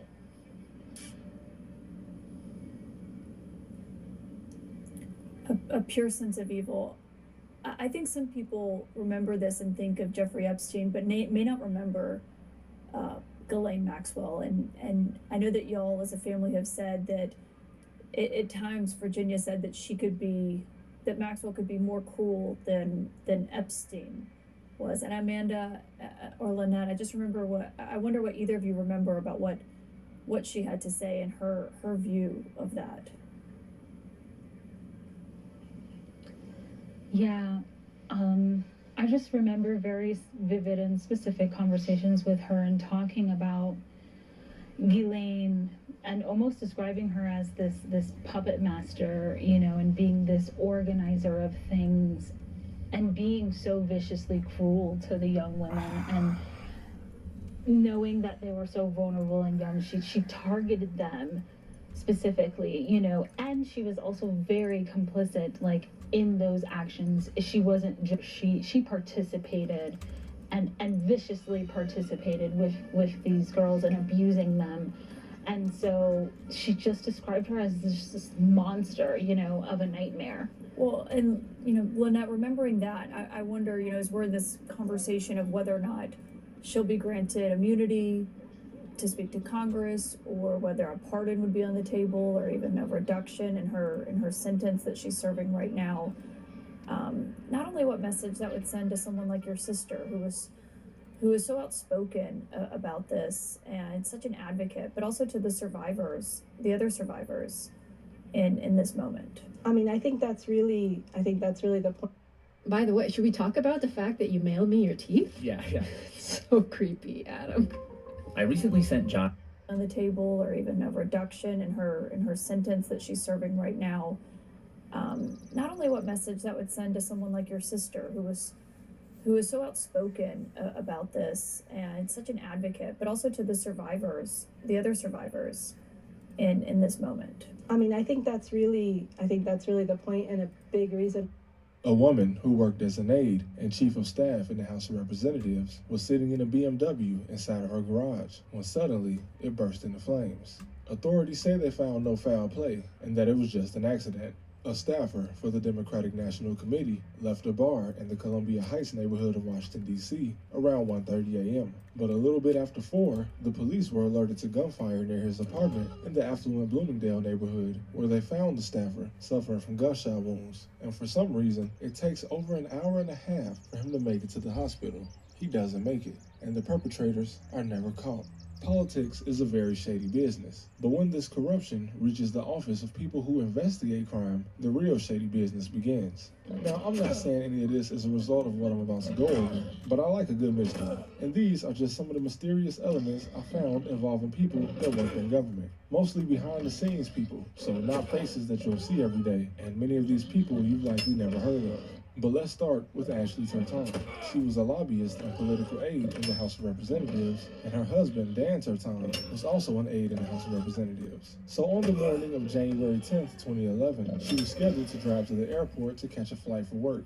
But instead, her neighbors just noticed a large fire coming from the garage after 4 a.m. that morning, so they called the police. And according to authorities, her death was due to inhaling the products of combustion from the fire. But how does a fire start while you're just sitting in your garage in a car? Well, also according to the authorities, she was intoxicated, and after a low-speed crash in her garage, the car just burst into flames. After a low-speed crash. And that was it. Case closed. And obviously there are several questions that I have about this event. But let's start with the obvious. If she was on her way to the airport, why would she have been crashing into the garage? Did she try to back out without opening the door? Or did she leave the house but forget something so she came back and that's when she crashed? Also, why would she be intoxicated? January 10th, 2011 was a Monday, and although it's not impossible, it seems unlikely that she would have been out drinking all night, especially since her husband and 3 children were in the house. But strangely, no 911 call came from the house, as it seems her husband didn't notice the crash or the fire, as the neighbors would want to call it in. Now, I understand that it was around 4 a.m. and he could have been sleeping, but she was on her way to the airport to fly out of town. Surely she would have at least kissed her husband goodbye before leaving. But the biggest question I have is that whether she was intoxicated or not, would a low-speed crash really cause a fire? And if it did, would it have really rendered her unable to escape the vehicle? Let's say she did crash into the door at a low speed and under the hood catches fire. Why would she have been unable to open the door and get out? She wasn't T-boned, and all reports make it seem as if this was a head-on crash. A very strange sequence of events for sure, and something that still to this day is ruled an accident. Now, before I start this next case, I just want to note a study was done by the Northwestern University School of Law, which concluded that from 1968 to 1984, also known as the most violent era in modern U.S. history, since pretty much every major city in the U.S. had double the amount of homicides per year that they do today, despite the population being smaller. In that time period, over 1 million robberies took place each year in the United States, and only about 2,000 of them resulted in a murder. That's 0.2% of all robberies resulting in a murder. On June 16, 2016, at 1:45 a.m., Seth Rich, a 27-year-old computer voting specialist for the Democratic National Committee, was leaving Lou's City Bar on 14th and Irvin Street Northwest in the Columbia Heights neighborhood of Washington, D.C. He was sort of a regular at the bar, love so Trap the owner offered University. him a ride home since he had been closing up, but Seth refused. Now, he lived in the Bloomingdale neighborhood, which is about a 35-minute walk from Lou's bar. But at 4:20 a.m., almost 3 hours after he left the bar, a shot spotter in the city alerted police officers to gunfire on the corner of Flagler Place and W Street, which was just a block from Rich's house. Now, the walk from Lou's bar to this corner where Rich was found shot is just 1.7 miles. And two things about this case are very suspicious. The police say this is a robbery gone wrong, but Rich was still in possession of his wallet, credit cards, cash, and cell phone when he was found. He even still had his wristwatch on, but it was torn as if there was some sort of struggle. But if some guys held Rich at gunpoint and he tried to wrestle him, that makes it even more strange that he was shot in the back, as if he was caught by surprise and simply tore his watch on the fall. Deborah Sins, who is the U.S. attorney and homicide prosecutor in charge of this case, states that he didn't get to the hospital until an hour and a half after he was shot. And at the time of his death, many people online came up with a conspiracy theory that his death had something to do with Hillary Clinton, which was obviously mainly because he was working for the DNC, and it was also the year she ran for president, where there were a lot of conspiracy theories going on surrounding her. But there was no other explanation for his death, and her involvement was mostly just a baseless rumor. And in an attempt to downplay the conspiracy, Deborah made the bizarre claim that if you are assassinated, you get a headshot. Yet she didn't mention how strange it was that he wasn't taken to the hospital for over an hour after being shot. And in between him leaving the bar and getting shot, there is nothing to account for the nearly 3 hours he was seemingly wandering around Washington, D.C. What was he doing for all of that time? When Freedom of Information requests were sent in to get FBI reports on both of these deaths, the FBI was unable to identify any records related to them. And in Seth's case, the DC Metro Police just denied the request altogether. And still today, 9 years later, we have no explanation. Next, we have a woman named Dana Hyde. Dana worked as the director of the White House Office of Management and Budget under Bill Clinton and Barack Obama. And she also worked on the 9/11 Commission investigating the attack. On March 3, 2023, she, her husband, and one of her sons were flying aboard a Bombardier Challenger 300 private jet over New England. And this is when the jet suddenly experienced turbulence and killed her due to blunt force injuries. But no one else on the plane, neither her family or the crew, were injured in this turbulence. In fact, the crew didn't even initially report any turbulence at all. And I don't think I need to tell you that this is highly unusual. According to data from the Federal Aviation Administration, out of the billions of people that flew commercial from 2009 to 2021, only 146 individuals suffered some sort of injury due to turbulence. And 80% of those injuries were crew members. Now, the FAA also reports that from 2009 to 2023, there were 38 turbulence-related deaths on private aircrafts, but almost all of these incidents caused a fatal crash, unlike the plane Dana was on, which landed just fine. Turbulence causing an injury can definitely happen, but for her to be the only one on the plane to suffer any kind of injury is pretty bizarre. Now, this last one doesn't involve a woman that worked in D.C., but she was the wife of a CIA official who, after her divorce, began an affair with President John F. Kennedy and was subsequently murdered 11 months after his assassination. Mary Ponshu Meyer was the daughter of a wealthy New York City lawyer and the older sister of New York socialite Antoinette Ponshu, also known as Tony. And a socialite was essentially an influencer before the internet existed, and these two sisters became very close to the Kennedy family, as even before Mary's affair with him, JFK tried to make her sister Tony his mistress during his 46th birthday party aboard the presidential yacht, but she turned him down. Which is crazy because she was still married to her husband Ben, who was seen here sitting with Jackie Kennedy along with Tony and JFK. And this picture does make it look as if there was some type of swinger activity going on, but it was over 60 years ago, so we'll never know the full story on that. But Mary moved to DC once her husband, Cord Meyer, was appointed to the CIA, and they briefly moved to Virginia. They all ended up moving back to the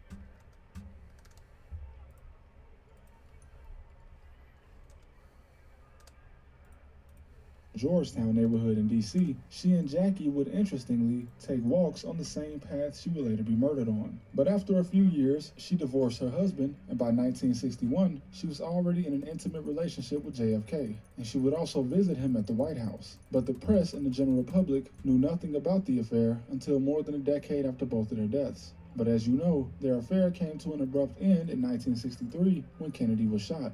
And by this time, she had gotten into a daily routine of walking along the Chesapeake and Ohio Canal in Georgetown. But on October 12, 1964, during her walk, a mechanic fixing the car heard a woman cry out for help before hearing 2 gunshots. The mechanic, Henry Wiggins, told police that he had seen a black man in a light jacket standing over the body of a white woman. 40 minutes after the shooting, police arrived and found Ray Crump Jr. walking along the same path, and he was arrested but later acquitted of the murder since no evidence could be found to support him being the shooter. And Crump didn't do anything to help prove his innocence, as the police state his clothes were wet when he was apprehended, and his story about how they got wet kept changing. But here's where the discrepancies come in. The court documents state that the mechanic heard the shots shortly after 12 o'clock, but the police didn't arrive until after 1 p.m., with it appearing that they took about 40 minutes to get to the scene. If Crump was the shooter, why would he have still been in the vicinity nearly an hour later, on the same path?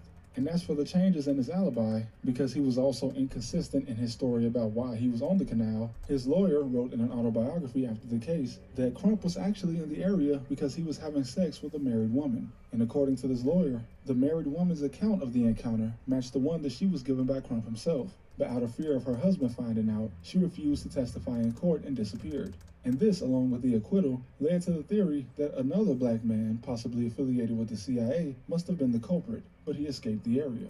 Nina Burley, a journalist who later wrote a book about Mary, claimed that she believed Mary's assassination was linked to the CIA and her affair with Kennedy, as she lived in a, quote, world of secrets. Either way, most people have probably never even heard of Mary Ponchou, and it's likely that the truth of what happened here will never come out, as whoever the perpetrator was, they got away with it as no murder weapon was ever found. But the cases I listed here today were partly inspired by the Clinton body count conspiracy theory, which, man, it's a list of over 50 people associated with the Clinton family that died mysteriously from the time Bill entered politics. And that list is a much longer rabbit hole. But if you guys like this video and notice any other cases I should have mentioned, let me know in the comment section, and I'll see you guys next time.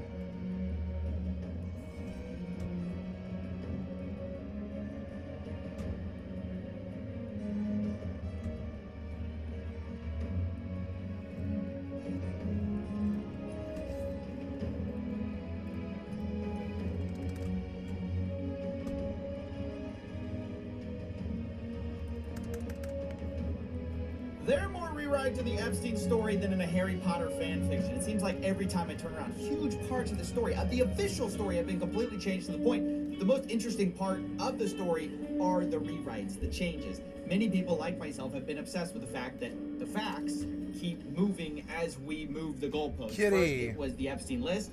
It existed as a cover-up, then it doesn't exist, now it's a hoax, then Trump's going to give us the list. Kitty. Then we have the changes to the Epstein footage story. It doesn't exist, yes it does, here's the raw footage, except no, we saved it in Premiere Pro multiple times. But now, we're getting changes to the story of the very breakup between our president and Jeffrey Epstein. He's in Hawaii. Look, for years, we've been told that Trump kicked out Epstein from Mar-a-Lago because Epstein harassed the daughter of another member. This apparently all happened in 2007, and it sort of symbolized proof of how the president couldn't have been involved in this. After all, why would you kick someone out for being creepy if you were somehow involved in all of it? But now there's a news story coming from our president himself.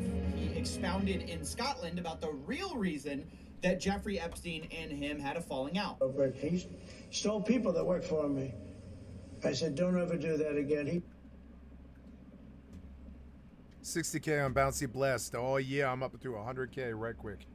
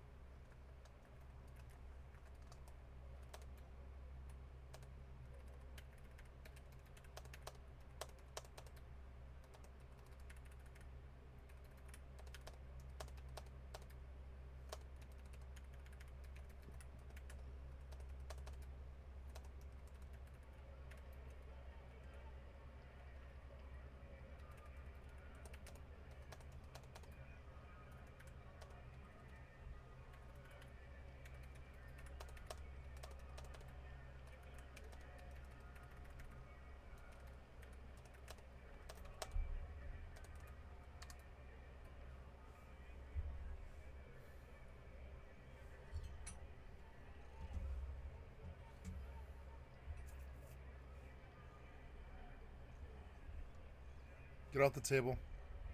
Off the table. Off the table. Off the table, kitty. Off the table. Good kitty.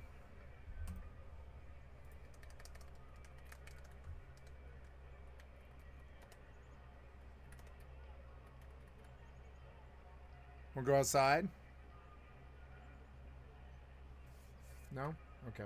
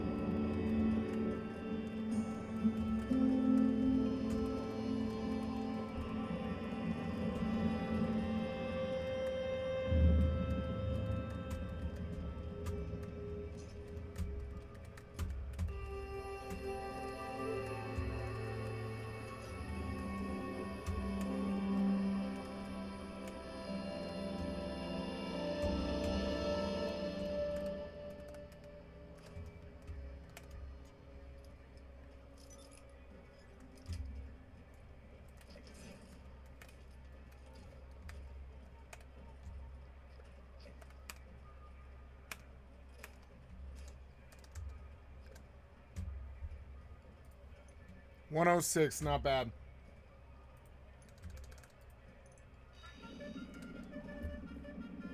Alright, I guess I'm here looking in Mithril.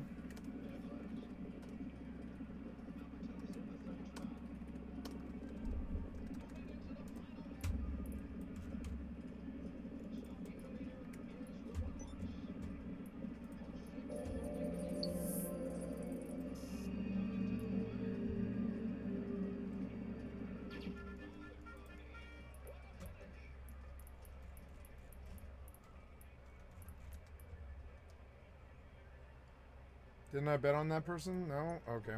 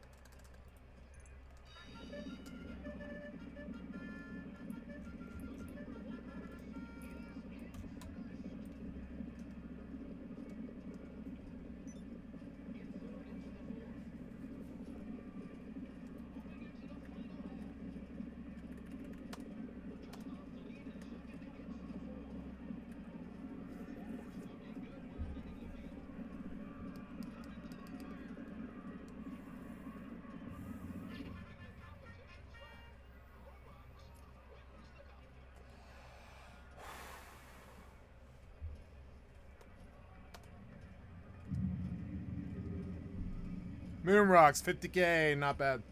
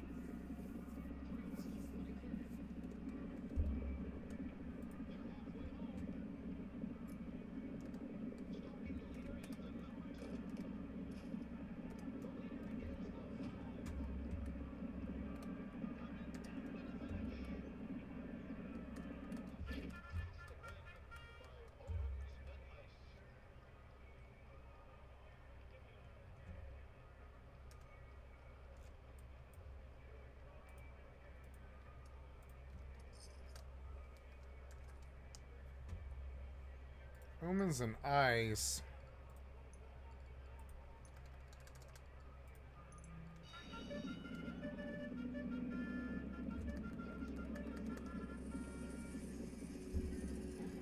Hey.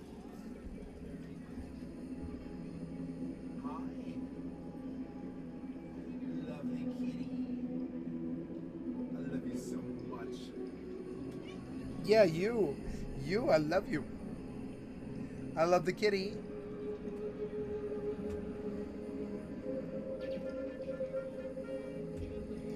Do you want me to scratch your face? No, I'll scratch your face.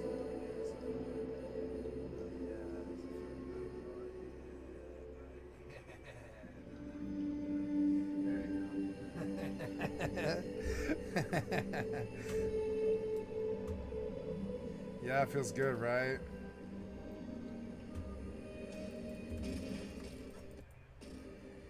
What was this? What did you do? Well, hi, kitty. Oh, you crashed me out. You crashed out. Wow, you crashed the fuck out, huh? Alright, well, go to New World then. I got at least some of the daily done. Oh, kitty, I've got to pee and you sat on my bladder. Hold on. Hold on just a second. Hold on just a second, kitty. I got to pee.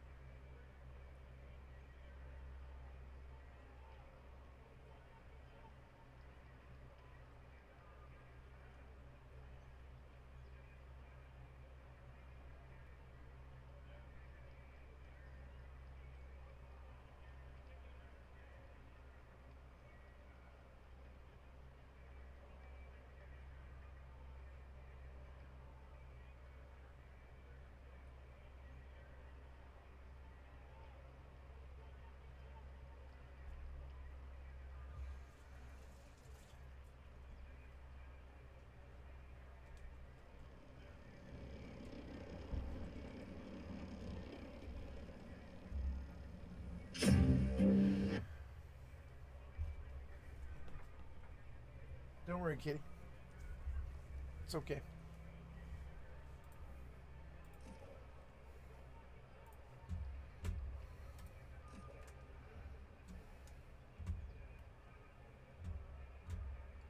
Croc Janley.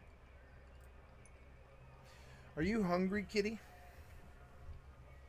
Yeah, you want some food? I'll get you some food. Don't you worry, kitty.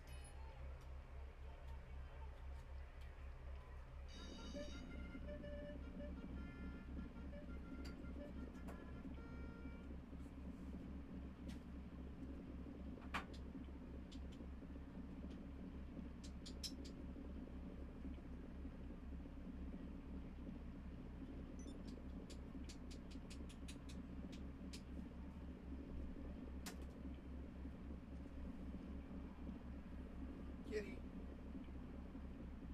Food? You don't want food? Yeah, come get food.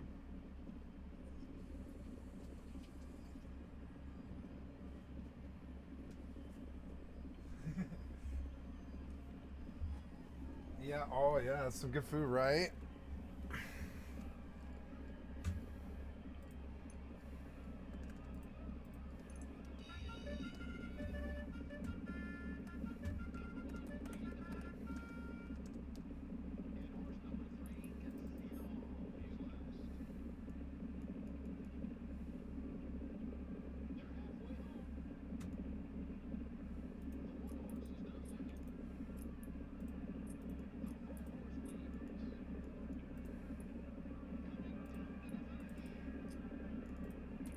Yeah, I got a storyline mission. That's gonna give me rep. Yayo, let's go. Damn it.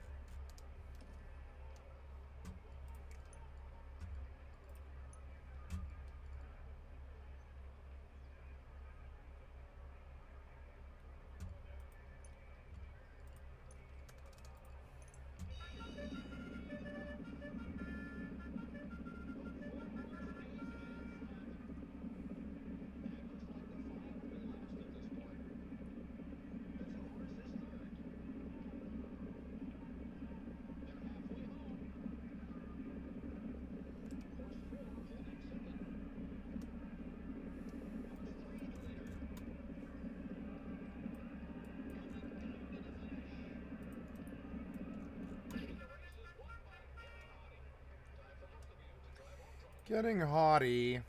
Damn it.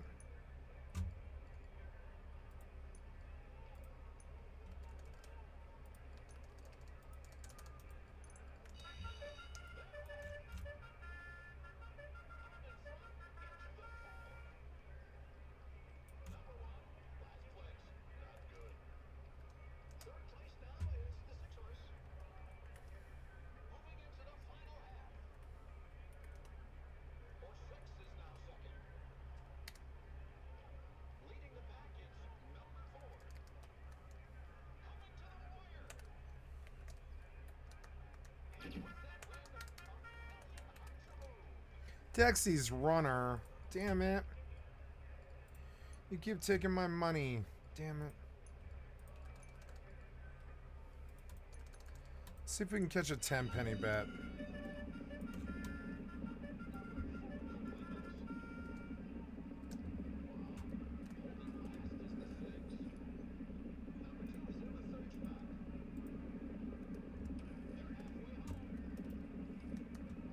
They're halfway home. Hey! Yeah, were you happy with your meal? Yeah, you want cuddle now?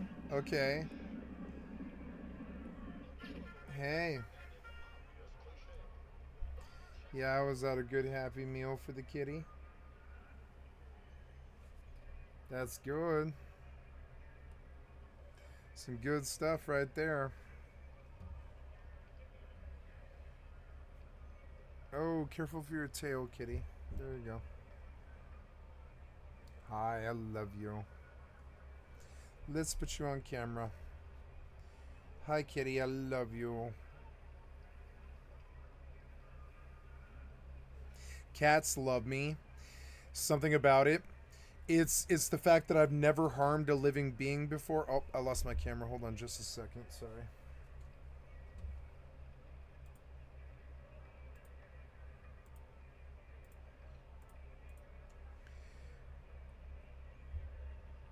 Oh no.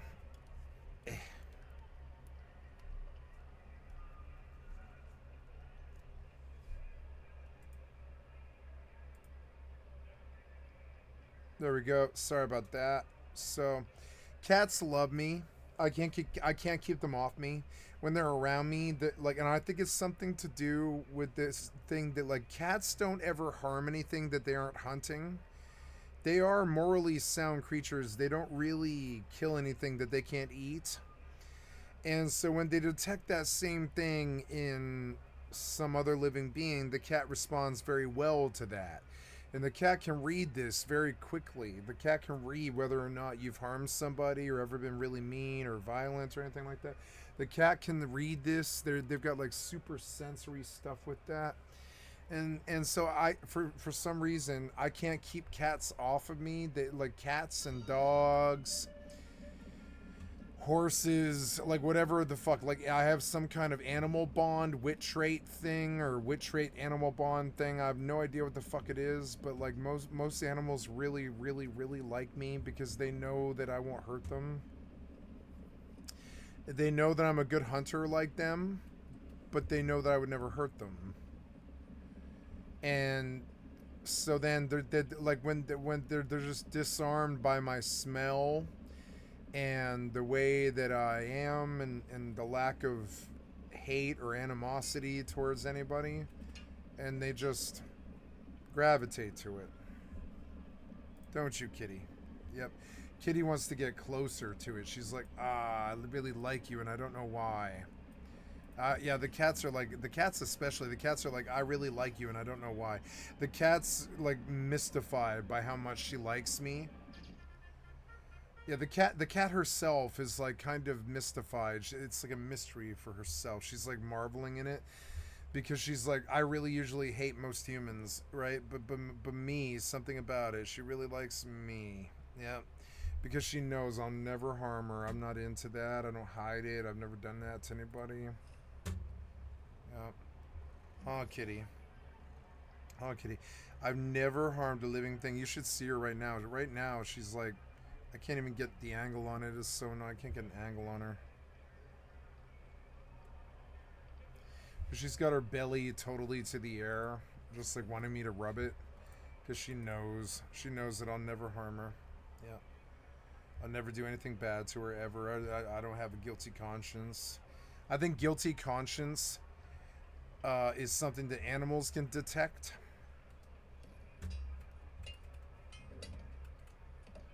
But I sleep well at night because I've never really harmed anybody, you know? I've financially harmed people and shoplifted, but I've never harmed anybody, and she knows it. She loves it. She can detect it in my touch and the way that I act. And she really likes me. I really like you too, Kitty. Yeah, I really like you.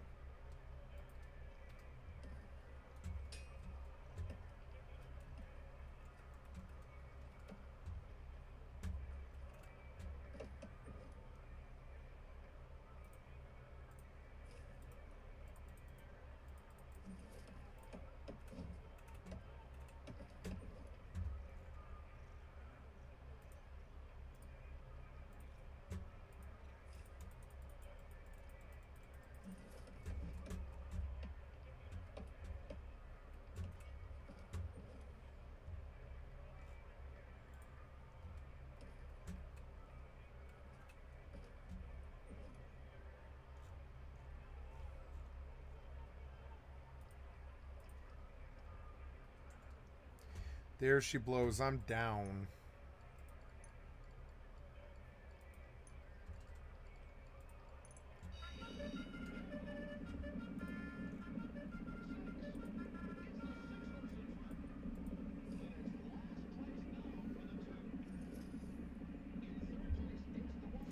Don't bump my camera, Kitty. Get off the table. Off the table. Off the table. Good kitty. Nope. Off the table. Nope. Nope. Nope. Off the table. Nope. Nope. Good kitty. Good kitty. No table.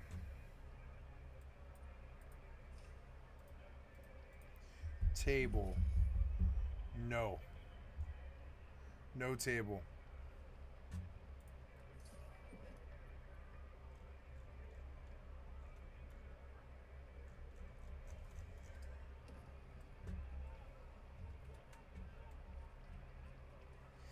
Hi, kitty. I love you. Hi. Hi, sissy.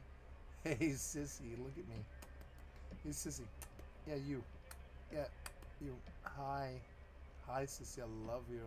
I love you so much.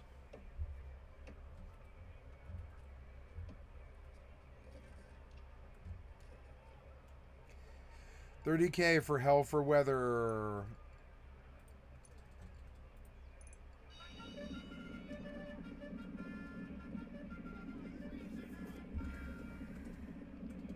He did it again, and I threw him out of the place. So there it is. Rather than a member's daughter being harassed, it seems like instead it was over a worker dispute. Immediately after this news story about workers being stolen came out, it was clarified that he's specifically talking about workers being stolen from the spa. And people were taken out of the spa, hired by him. In other words, gone. And other people would come and complain, this guy is taking people from the spa. I didn't know that. Did one of those stolen? I didn't know that.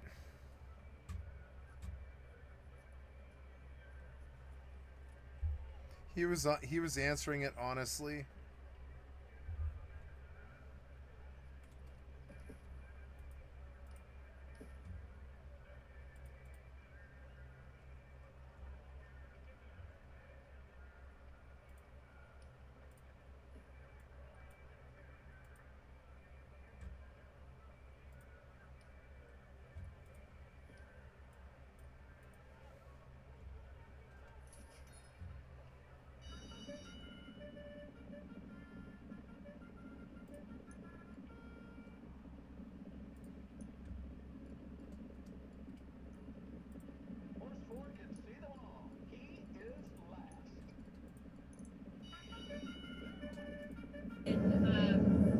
Persons that include Virginia Jeffrey? I don't know. I think she worked at the spa. I think so. I think that was one of the people. Yeah. He stole her. Now this is a remarkable change in our story because Virginia Giuffre is one of the lead accusers of Jeffrey Epstein. Everyone knew she was recruited at Mar-a-Lago. Now Trump is saying he not only knew about it, this is one of the reasons that he kicked out Epstein, apparently. People complained about Epstein at the time. Other people would come and complain, this guy is taking people from the spa. I didn't know that. Now, the reason this matters is because it completely changes our timeline. Remember, we had heard that he kicked Epstein out for being a creep in 2007. Now, this places us way over in 2000 when we're first hearing complaints from the spa, because Virginia Giuffre, there's a very clear timeline from court documents that she was terminated in 2000 when she would have been a minor. She met Ghislaine Maxwell, not Epstein, but it's also a problem for when everything happened, because it's not until 2002 then there's the famous quote from Donald Trump about Jeffrey Epstein saying, I've known Jeff for 15 years, terrific guy, he's very fun to be with. It's even said he likes beautiful women as much as I do. Many of them are on the younger side. So if he's already had a falling out over stolen workers, specifically a stolen worker who was later trafficked by Jeffrey Epstein, if he had heard complaints about this, if he knew about this, and in 2002 he makes this claim, that's a real problem. Whereas previously his kicking out and finding out about this apparent harassment of Mar-a-Lago clients, it doesn't happen until 2007. Now we're hearing it's been known about since 2000. So this presents a very fine line that the president has to walk in terms of what he knew when, because obviously you have to stick to your story that you kicked him out for being a 106. creep, right? That's what was originally said. In fact, it's even been repeated by the White House. Stephen Chung, in a statement, claims the fact is that the president kicked him out of his club for being a creep. So that was the stated reason, but you can't know too much in 2000. Otherwise, it makes you look horrible when you compliment him for enjoying beautiful women. Because if you knew he was a creep and you didn't do anything about it, that's a problem. So when asked to explain this discrepancy, well, you said he was kicked out for being a creep, then you said you did it because he was stealing your employees. Which is it? At first, we hear that they are related incidents. President, you said yesterday you're calling out that Jeffrey Epstein was against taking some of the workers from your business. But your administration in the past said that you threw him out because he was a creep. So can you explain that discrepancy? Well, maybe they're the same thing, sort of a little bit of the same thing. So there you see, he's saying they're related. Stealing the employees was related to him being a creep. So you knew something, but then later he kind of says, well, I didn't know what he was using these stolen employees for. At the time, did you know why he was taking those young women, including Virginia? No, I didn't know. So the story just keeps changing. I mean, it was 2007 that he kicked him out and closed his membership. Then it's 2000 when Virginia Giuffre was stolen. because somehow that was creepy, but he didn't know I won. what was actually happening. So why is it actually creepy 126. that your employee gets stolen? That happens all over the time in companies everywhere. In fact, once again, the White House is adjusting their story, saying that it's just the taking of employees that is creepy. Quote, taking employees is most definitely creepy. How? If you don't know what's happening with this spa employee, how is it weird? Why are they saying, oh, we didn't know anything, but we knew at the time it was creepy? I don't know. It's honestly insane. It makes me crazy following the story, and I have to document every time the story changes so you guys don't believe this nonsense. I mean, it's like, it is complete gaslighting. It's driving me crazy, and yeah, I just have to talk about it because we can't allow them to do this. Hey, it's Jack, host of the show. I am feeling good. I am feeling healthy, strong, fit. I'm in the game. And so, I'm coming at you with a second episode this month. Let's go! DEF CON is coming up in a few weeks. I'll be there. I wouldn't miss it. You know me. And if you don't know, it's the premier hacking conference in Vegas. And I love going because every year something crazy happens. You don't always know what it'll be, but you know something is going down somewhere. Like maybe someone will drop a 0-day live on stage, which will suddenly make us all panic and call home, shut everything down. Or maybe the FBI breaks into someone's hotel room and arrests someone who they've been chasing for a decade. Or maybe someone gives a talk that makes history. I mean, Julian Assange once gave a talk at the Chaos Computer Camp in Germany to announce WikiLeaks. Lots of people come to drop big ideas at hacker conferences. And if there's a talk that makes history, I want to be there for that moment. I want to be in the room where it happens. Anyway, I'm not planning any party or anything this year. I'll just be floating around, like, all over the place. But check my Discord or Twitter for, like, live updates on where I'll be, though. And if you see me, please say hi, because I love meeting you. It's your energy that gives me the fuel to fly this thing to the moon. Oh, and if you don't know what I look like, I wear a big black hat, and I cover my face entirely with a bandana. I look like a bandit. All right, I promise I'll bring you back some stories.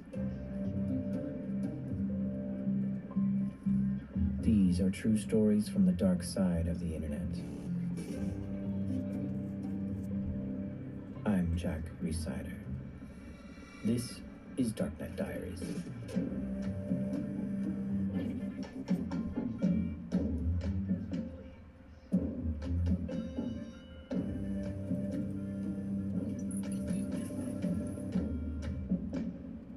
I guess we're gonna call you MG in this. Is that what you want to be known as MG? Perfect, yeah. Yeah, I like MG because I didn't know for the longest time if it was milligram or It's great. megagram. Got so many things it could be.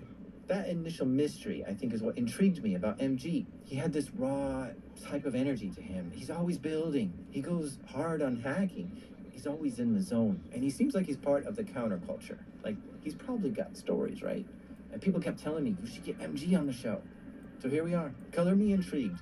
He tells me MG is just his initials, and he started using that name when he signed up for Twitter back in 2008. His Twitter name is _MG_. Nice and simple. I grew up in Wisconsin. Both of my parents were in medicine. And I guess like a big thing that I learned growing up with them is you can pretty much DIY anything, and also DIYing stuff is a great way of having control, stretching the value of what you have, and things like that. So they designed and built their house from the ground up, like every aspect of that.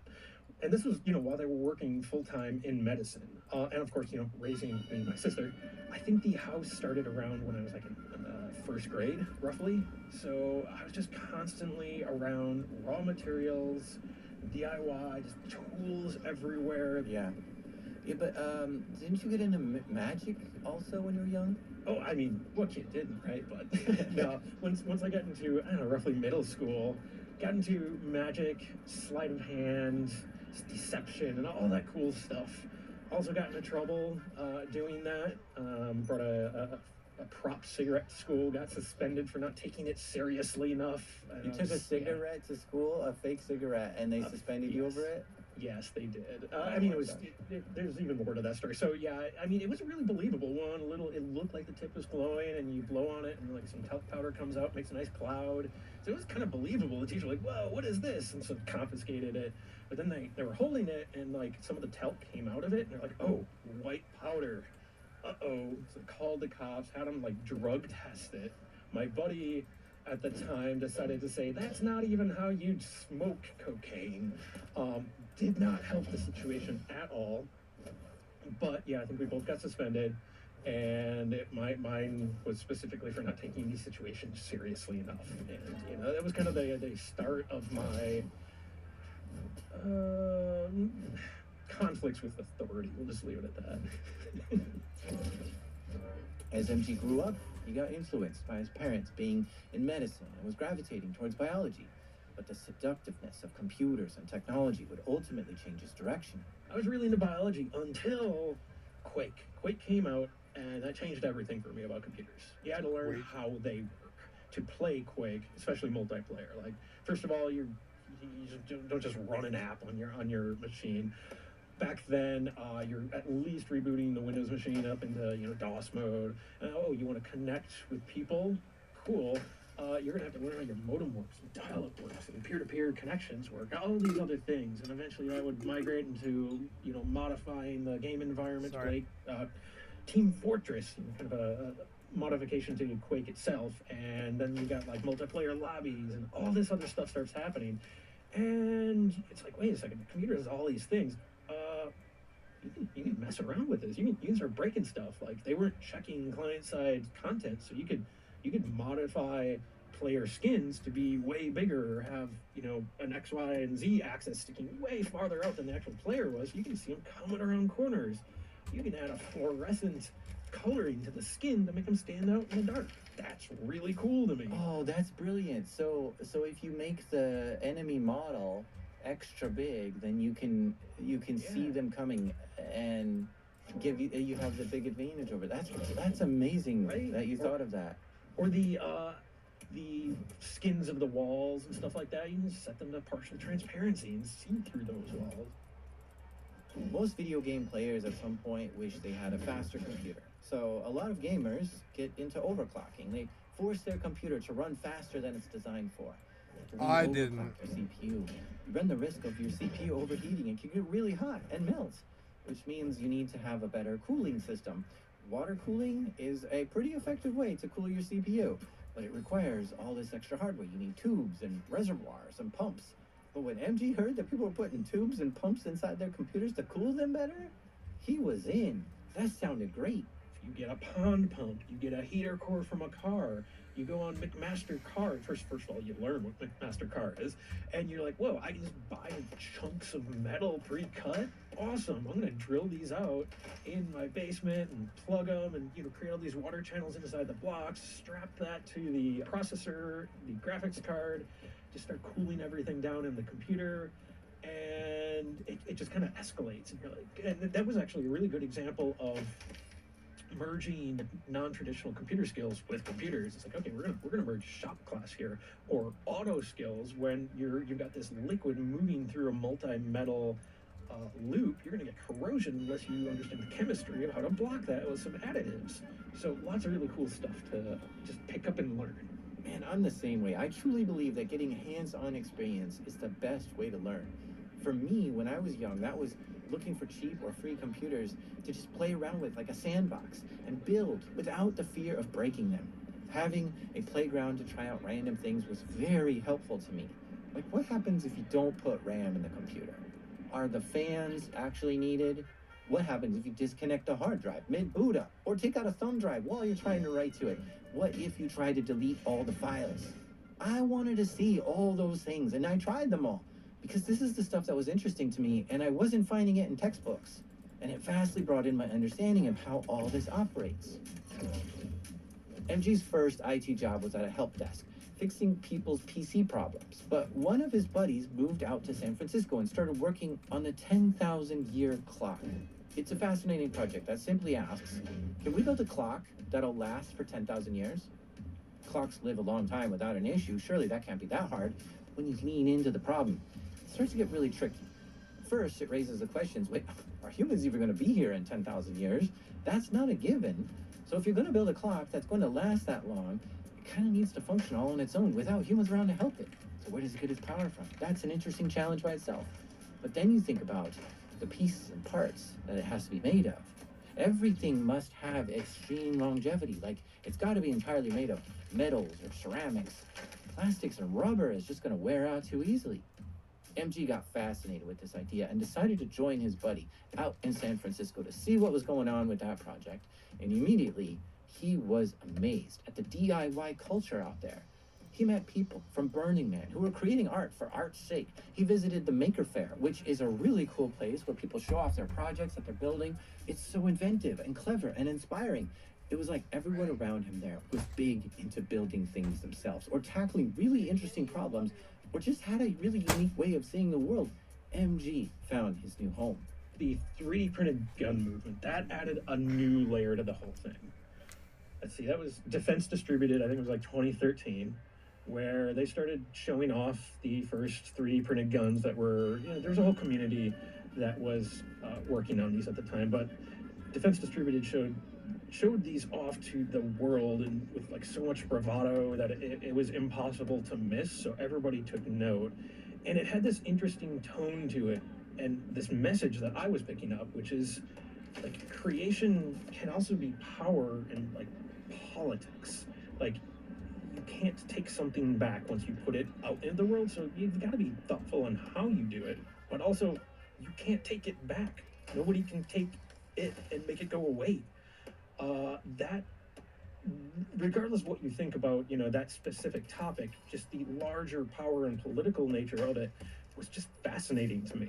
Yeah, that was an interesting time. The US government has always tried to regulate guns by acting as a gatekeeper, controlling who can sell them, trade them, or move them across state lines. That's where most of the laws live, not at the moment that the gun is used, but it regulates the system that makes it and delivers it. But the 3D printed guns changed all that. It didn't need to be bought or sold or registered or traced. It didn't pass through any of the traditional checkpoints.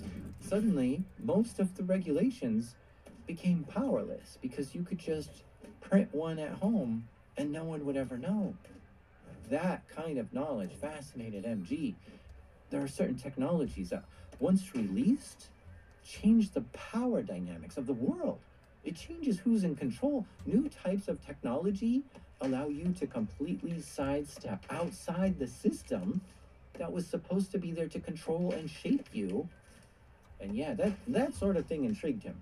That was also around the same time as Bitcoin was taking off, and I was also into that, and I really liked it at the time, and the concept of it to just changing and decentralizing power, and it was really sticking with me. This was also at the same time that the Snowden leaks happened.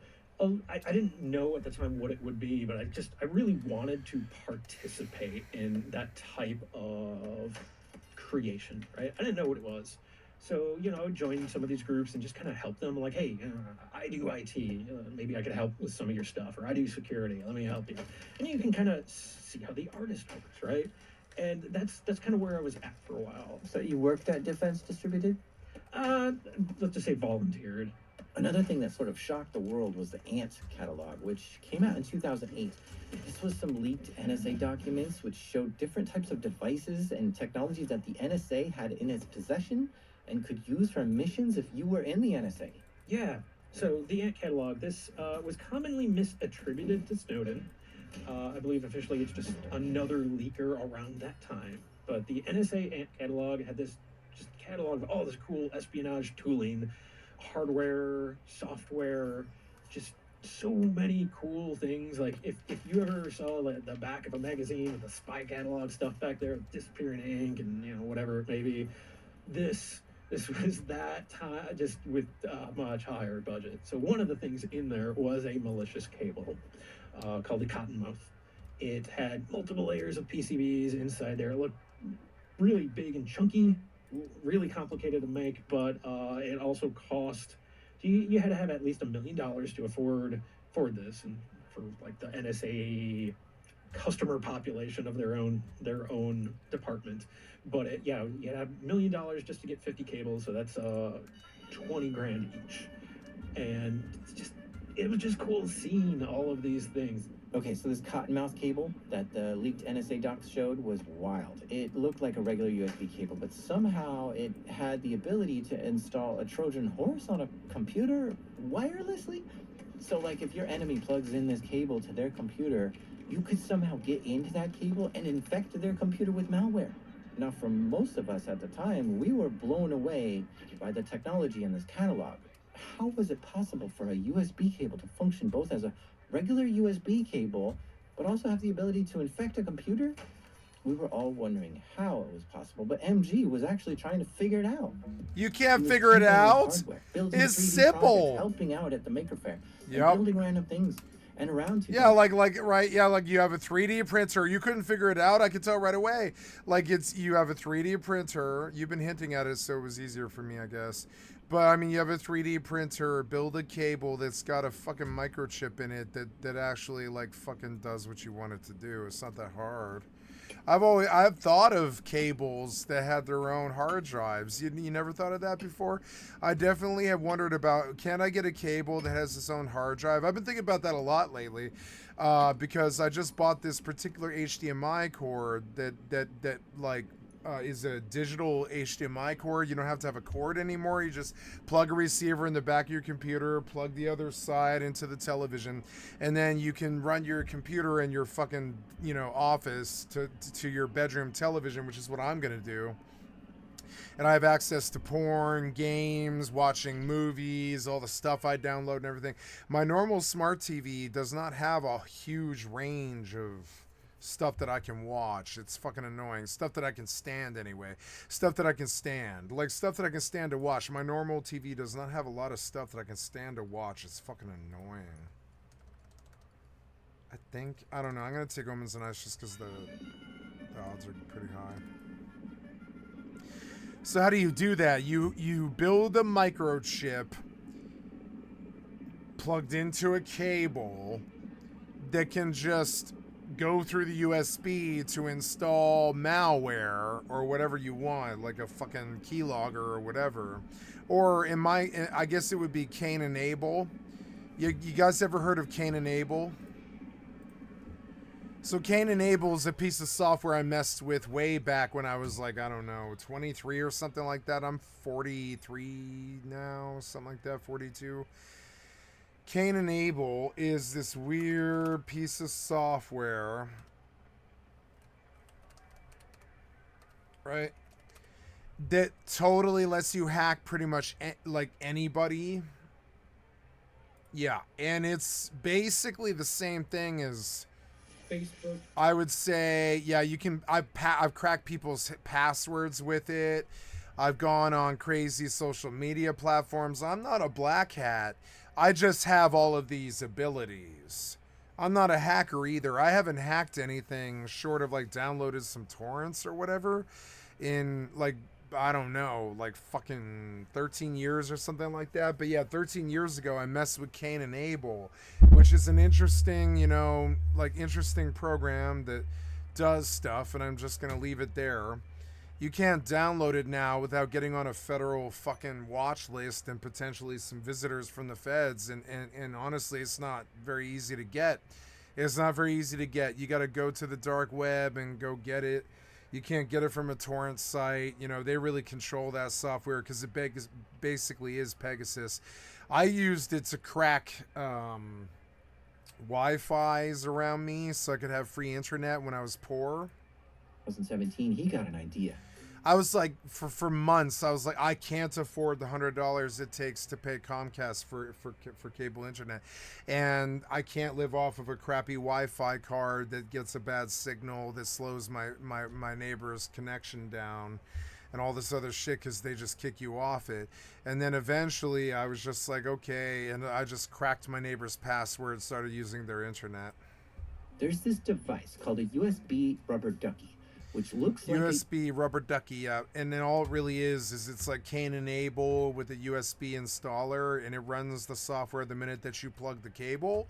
because, you know, you can do that. You can set the software of the fucking microchip if it's given power by plugging the USB into the fucking computer. That USB cord can connect, can enable, fire off an executable, and take over your fucking computer. That is actually entirely capable. And that's one of the things I was looking at when I wanted to mess with Kane Enable. And you want to know why? I wanted to be able to crack library computers to use their internet for free. So instead of like, you know, so what I wanted to be able to do was go into the fucking like the library and use my laptop that I stole or bought from like a crappy, you know, pawn shop or something like that, right? To connect to World of Warcraft and not have to pay for internet or anything like that, just the WoW account. That was it. I'm gonna get some food on. Yep, here we go. These mobs suck. God damn it.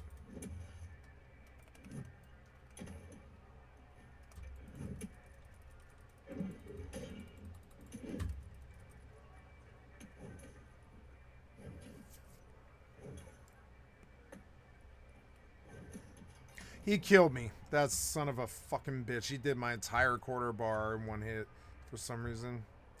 Dr. D's reigns. I bombed down again. So annoying. Crackers and please. The USB thumb drive, but when you plug it into a computer, it'll automatically run a script. Yep, there it is, and I said it before he said it, and this is something that, like, I am a bit of a technologically advanced hacker.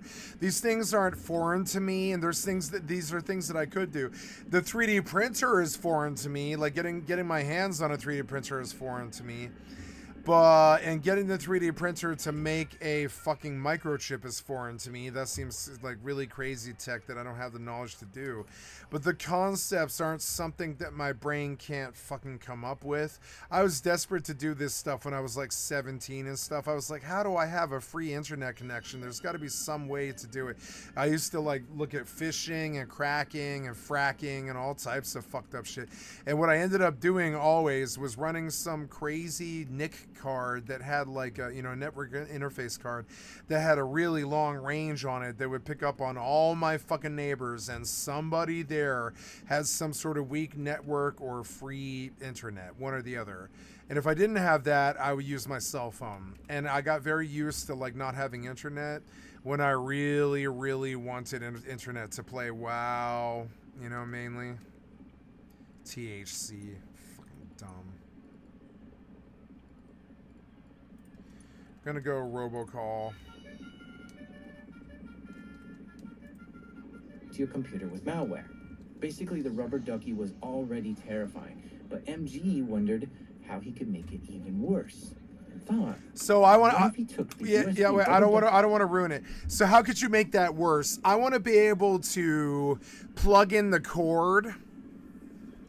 And it just like so what I want to be able to do is, right, I can get more evil probably than the original guys who did this shit, right?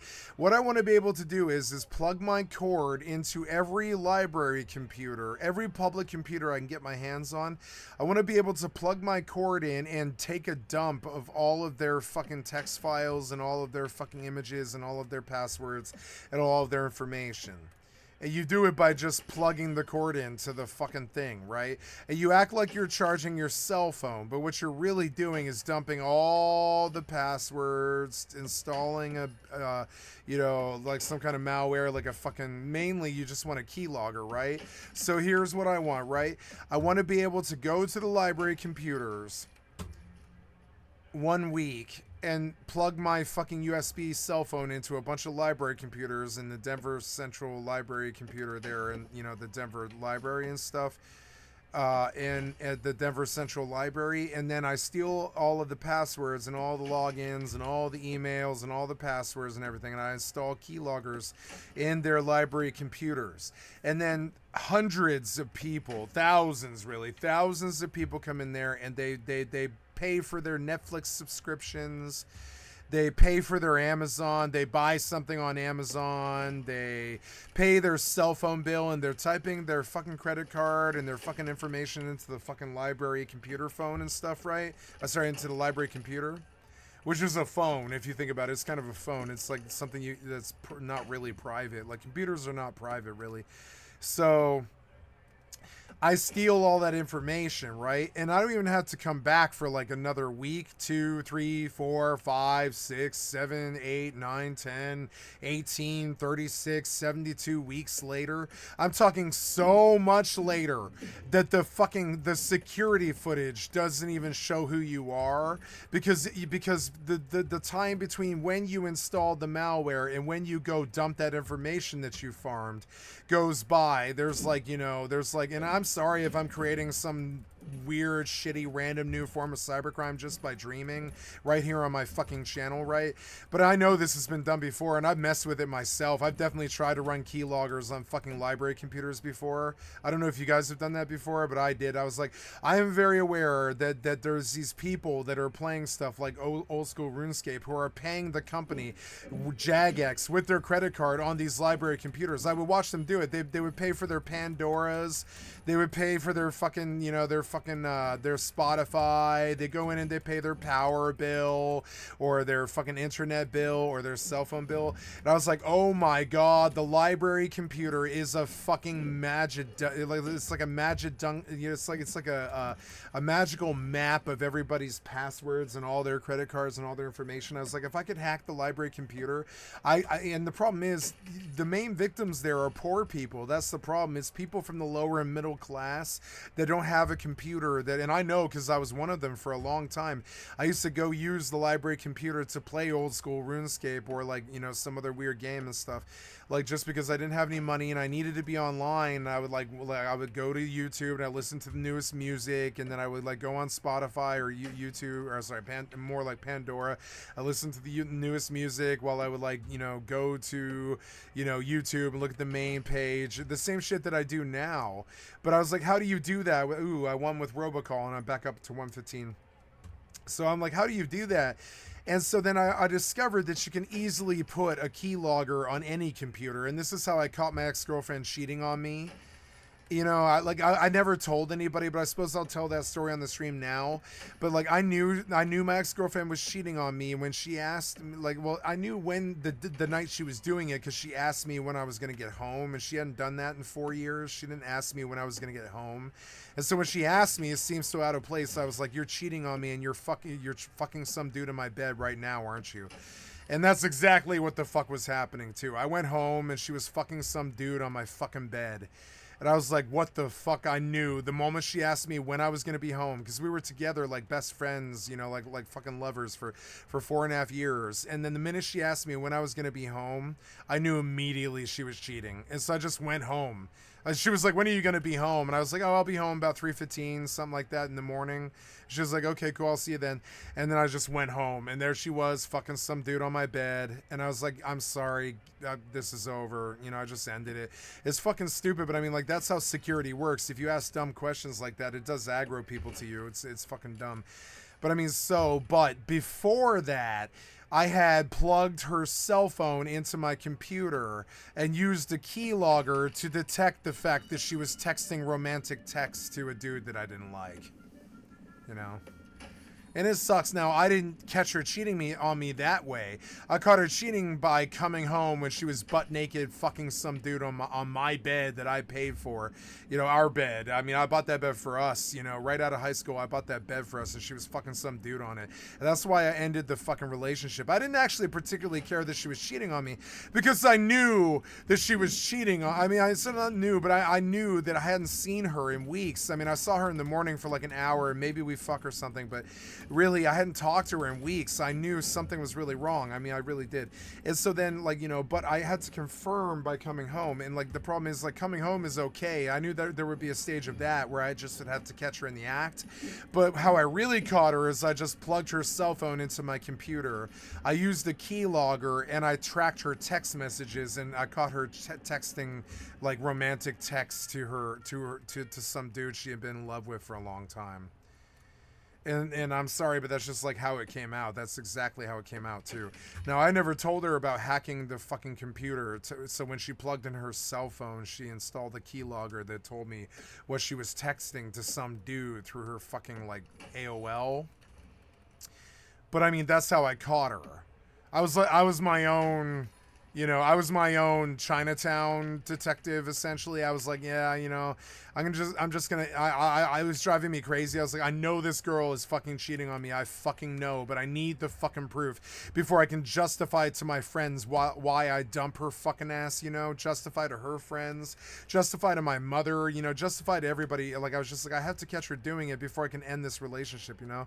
So I did. I caught her, and I did something really nasty. I keylogged our computer, and I caught her fucking texting some dude on AOL. At that point, I just waited until she told an obvious lie, and then I caught her fucking fucking some dude on my bed.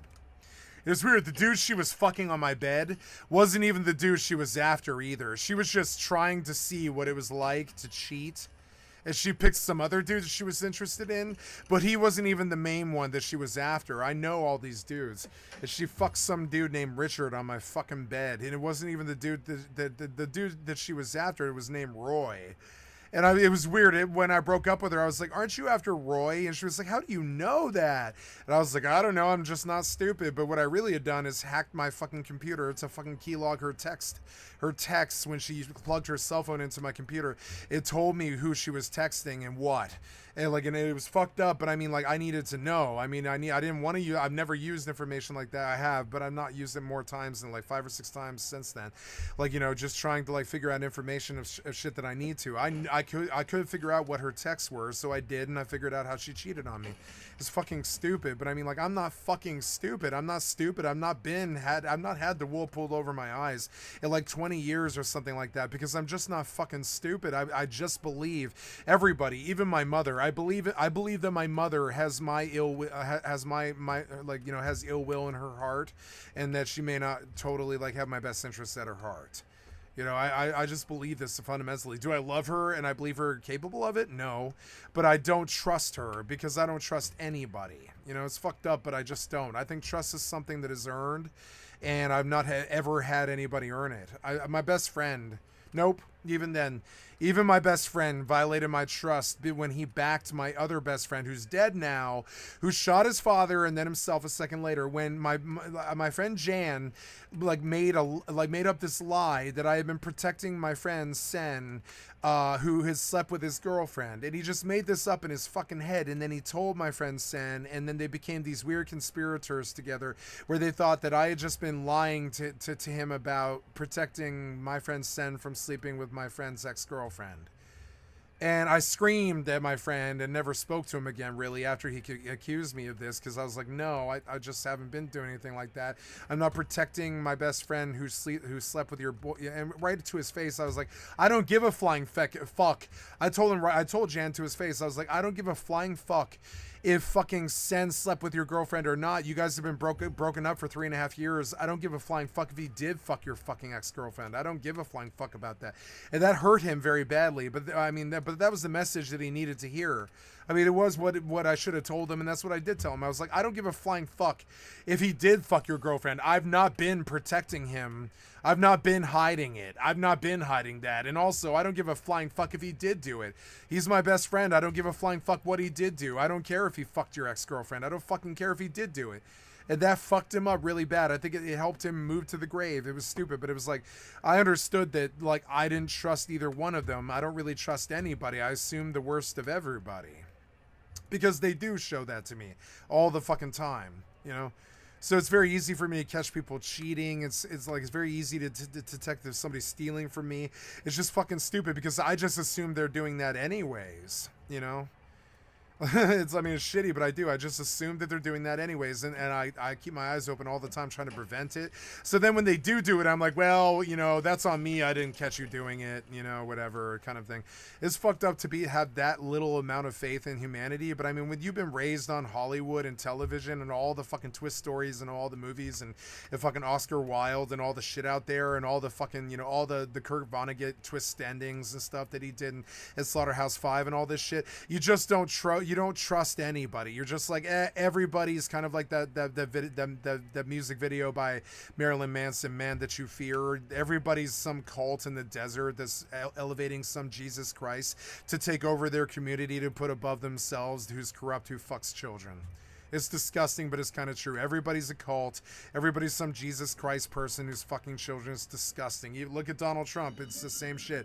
Everything's like that. So I don't trust Donald Trump. I never did trust Donald Trump. I didn't trust Donald Trump 10 fucking months before he even declared that he was running for president. My mother pitched Donald Trump at me, and she was like, we need a businessman running the fucking government. And I was like, no, we don't. No, we don't. I don't trust the corpos. I don't trust the syndicates. I don't trust the fucking corporations. I don't trust the fucking corpo fucking CEOs running the corporations. No, we don't need a businessman running the goddamn government. And I told her, I was like, I'm not voting for Donald Trump. And I told her that 10 months before he ever even declared. I was like, I'm not voting for Donald Trump. I don't care. I'm not doing that. I don't think he represents our interests. I think it's some kind of weird rich man who doesn't care if we live or die. And I was not wrong. My assessment way back then, 10 years ago, is exactly where we are today. I was not wrong. I wish I'd done it on stream. I wish I'd made my fucking predictions on stream. I was not wrong. Thumb drive. I was like, you trust that syndicate corpo, do you? From Lifestyles and the Rich and Famous. You trust that fucking corpo from fucking Lifestyles and the Rich and Famous? You like that slimy motherfucker from Lifestyles and the Rich and Famous? That's who you actually like trust? You trust that guy to lead your country? No. The answer is no. After understanding how bad Obama was with the Wall Street cabinet and how bad fucking Nixon was and all these other people like Bill Clinton like repealing the Glass-Steagall Act, like you begin to understand how bad the backstabbing portrayal's been from both sides and shit. I don't trust them to lead the country. Either one. I don't trust either one to run this country. It sounds like some kind of terrible indictment of Democrats, and I'm sure that's how Democrats interpret it. But I mean, like, it is the truth. I don't trust either one to run this country. I don't trust either party to fucking fill a glass of water. I don't think they're that competent. I mean, I'm sorry. You think I'm saying that to troll them or get a laugh out of you or something like that. But no, it's the goddamn toasted toast truth. I've felt that way since I was like 12 years old. I don't trust them to fill a pothole because they often don't. You understand? They often don't have the skill to fill a pothole. They don't have it. They have to go to committee to get a pothole filled. I don't trust them at all. I don't trust them whatsoever, So it's fucking weird, like, so then, so some 3D cord that dumps some Cain-enabled malware into your computer is a living fantasy to me, because I need your credit card information to pay the internet companies because they charge too much money, and I can't have a fucking job because they don't trust me and they busted me all of my known life for fucking crime that I didn't really do, or that if I was guilty of, I didn't deserve the fucking amount of bullshit that I got. And it's like, and it's weird, and at that point I would steal your Wi-Fi information and use it to use the internet to play World of Warcraft. I absolutely would do that. It's one of the reasons why I'm not that friends with anybody. I'm not that much friends with anybody anymore, because I would steal my friend's internet and have. I would steal my friend's credit cards and have. I would steal my friend's drugs and have. I would steal my mother's fucking, money from my mother's purse and have. I would steal to support some other junkie and have. I have fucked over my other friends and told lies and smuggled people into apartments and stuff like this and lied about who I had with me against the people who trusted me the most, and have, and ruined fucking relationships with my friends' parents and stuff like this. I've smuggled girls into my best friends' houses that I was house sitting and got kicked out before. And shit like this, violated their trust because I don't really care what I do. I have a moral compass, but I don't care what I do. My life has been such garbage since you guys took over our government that I don't really care what we do. I don't care about stealing someone's internet or cell phone or credit card. I don't really care about that. And that's fucking fucked up. It is true. So then I looked at hacking Wi-Fi passwords way back then when I was like 16 years old. I was trying to figure out how to play Diablo 2 without paying any money. Maybe you've been there before. And made it BRB. Explode when you put it in your computer. I kind of spent a while making exactly that. Yeah, I could have done that too. An exploding thumb drive. Yes. So I'm a big Nine Inch Nails fan, so naturally I called this Mr. Self-Destruct. And so the why this is important here is because there's not much space in a USB rubber ducky. It's all PCB and components. So I needed to figure out how to make space inside of a thumb drive while retaining ducky functionality to an extent. I had a really limited version of it. So I shrunk it down to, I think, what was ultimately like an 8 by 12 millimeter PCB with a couple really limited components on it, just enough to, run a tiny payload that can maybe So open up I would like to browser say a something specific else site, too. right? Like, so I don't want anybody near me. I don't want anybody in my house. I don't want anybody like near my stuff or anything like this, right? And it is paranoid. It's fucking fucked up, because I believe they'll plug some fucking thumb drive into my computer like this and steal my fucking info and use my credit card information. I only have $200, but I'm scared they're gonna steal the only money I have left. Like $200 or whatever. I am really worried about that. Like after all the bills and everything, I have like $200 left to spend after a month on stuff like Starfield, right? So I'm scared that the pieces of shit will take that last $200 that makes the difference between me wanting to live or not for me or not, right? And so all the time I prepare myself to do battle on my own land with guns and combat and booby traps and cell phones and drones and all types of stuff. All the time I prepare myself to battle some fucking intruder who comes on my land, because I assume that they're going to plug some USB into my fucking computer. And I assume that's what they want too, which is kind of weird. So, and I have some paranoia about this, and so do my friends, and so does everybody that I know. Good enough. And then I get nervous about people connecting to my public network, even though I do permit it, because I have good security. It could also trigger an electronic detonator. Yeah. And fire like a firecracker or something like that. And yeah, you could build the ooh, I won, nice.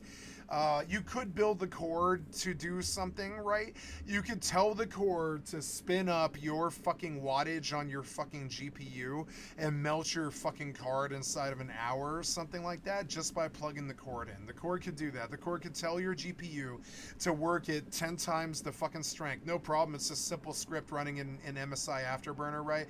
You could plug the cord in. The cord maliciously installs MSI Afterburner and then fucking turns your GPU up to fucking like 10 or 20 times the clock that it's supposed to be at. We're talking like 47,000 whatever it is MTUs or whatever the fucking measurement is, I forget. And like fucking, and like it'll just melt your card inside of 18 minutes or something. You'll notice by minute 6 that something smells like burning. And by minute 12 you're gonna like start to smell smoke. And by minute 18 your goddamn credit card, your goddamn GPU is gonna be on fucking fire, right? And like that will melt your computer. It'll melt your fucking computer. It'll melt your RAM and your GPU and your CPU and stuff. And so that's another thing that you could do with this cord that's a lot more fucking like malevolent. And I'm far more likely to do something like that. Like I think it would be funny to go into a library and plug it like maliciously, like prank humor, right? I think it would be very funny to plug a cord into a bunch of computers at a public library and get it to melt their GPUs. I think that would be hilarious, because who cares? They're donated library computers anyways. I think it would just be interesting to see it. It would be interesting to record it on a video camera. Here's me melting a whole bunch of public library computers with just a fucking 3D printed USB card, or sorry, USB cord, right? I plugged the USB into each computer, and I watched the librarian who isn't watching me. She's like checking books in, right? So I move from computer to computer, and I plug the cord in, and I move into the next computer, and I plug the cord in, and then I go through like the 20 computers that are in the library or whatever, and then by minute 15 you're starting to see all of the computers in the library start to catch on fire. And you could do this very, very simply. There's a hardware side of this that really scares me, that could do many millions of dollars in damage and stuff, which is why I don't do stupid ass black hat bullshit like this. It's so fucking destructive on such a massive scale.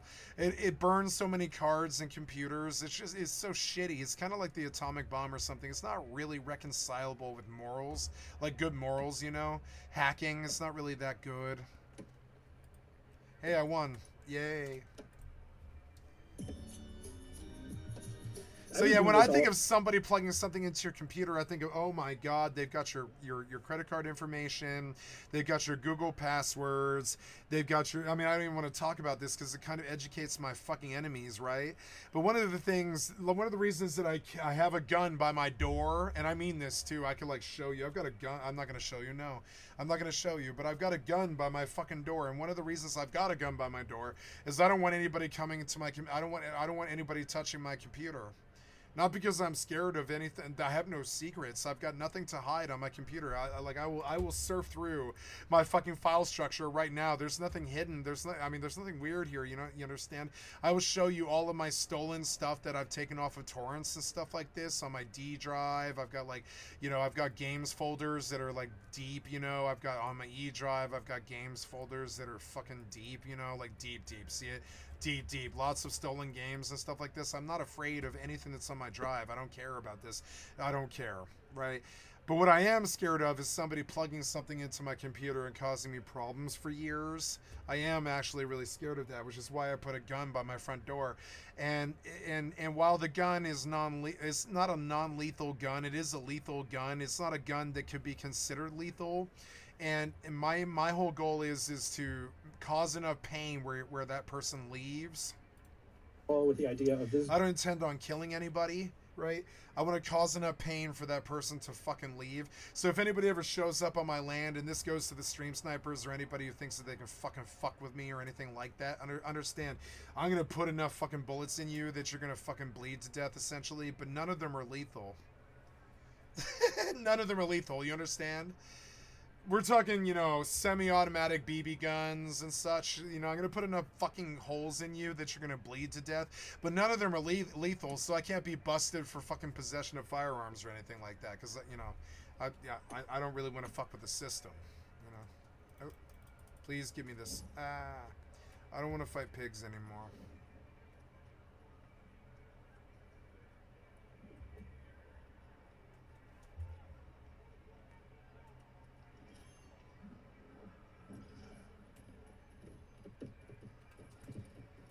Anyways, going to be just like art I'm going to present to the world in like a video form, and hey, everybody can just look at it, right? So the payload was like plug it on the computer. Opens up. People look at hacking like it's this magic spell that's denied to most of the public, and there's magicians out there that cast magic and stuff. But in my experience, most hacking is like you download a file, you double click it, now the computer's infected. There's no plugging the USB drive in with a ghost cord or anything like that. I don't need that. I don't need that to corrupt the computer. I absolutely do not need that. I don't need this ghost cord that's 3D printed with some kind of fucking Cain-enabled fucking backdoor program. I don't need that. I need about 7 minutes on your fucking computer. Yeah, and that's all. I'm gonna know where all the good stuff is pretty fast. It's not like I'm a black hat. I'm not. I've not even used anything besides a crack torrented program in like, I don't know, 15 years or something like that. I don't do anything black hat. I hacked never mind. I didn't hack. I just got in somebody's Facebook one time. That was a long time ago now. Jack in the Box is cranking the box for an awkwardly long amount. Yeah, Jack in the Box. On a time to build up tension, and then the explosion happens. Confetti goes everywhere. Pop. And that was great. That's just a ridiculous project, but I love it. Since that's happened, there's been evidence of exploding thumb drives shipped to, journalists and stuff like that had like RDX in it. That would do a lot of damage, and it's exactly why I did not productize that, despite many people asking for it. I mean, yeah, I was just thinking of the Hezbollah pagers at this point. Did those people see your presentation somewhere and be like, oh, that's great? Oh, God, I hope not. So he's tinkering around with these USB drives that will physically self-destruct. And his buddy is like, hey, you should take those things to DEF CON. I think it was around 2013. I finally made my first DEF CON before wanting... When he says presentation, what he means is like a recorded YouTube thing that was put on YouTube like 11 years ago that Hezbollah did watch. Hezbollah watched it. Palantir watched it. The American government watched it. Everybody fucking watched it. He's talking about something. He's like, oh dear God, let's pray that Hezbollah doesn't know that Pegasus exists. But I mean, Pegasus fucking exists. I mean, the Pegasus software fucking exists. Like, and this is so. And these guys, they're aware that the rest of the world thinks of them as like these crazy black hat, like, you know, like dark fedora men and stuff, like almost like you know, Men in Black and stuff like this. But no, they're just nerds that know code. That's it. They're not very special. Not like that. So, like, he's like, oh, dear God, what happens if Hezbollah finds out about Pegasus, right? And it's like, motherfucker, Hezbollah has had Pegasus for fucking 15 years or something like that. If you don't know what Pegasus is, shall we do a fucking deep dive on that? If you were on the internet and you have passwords and naked pictures and money and bank account transactions and stuff like that, they could just crack your fucking cell phone and or your computer and just get that information. It's like think of it as like the skeleton key in Skyrim or Morrowind or Oblivion. It just cracks anything.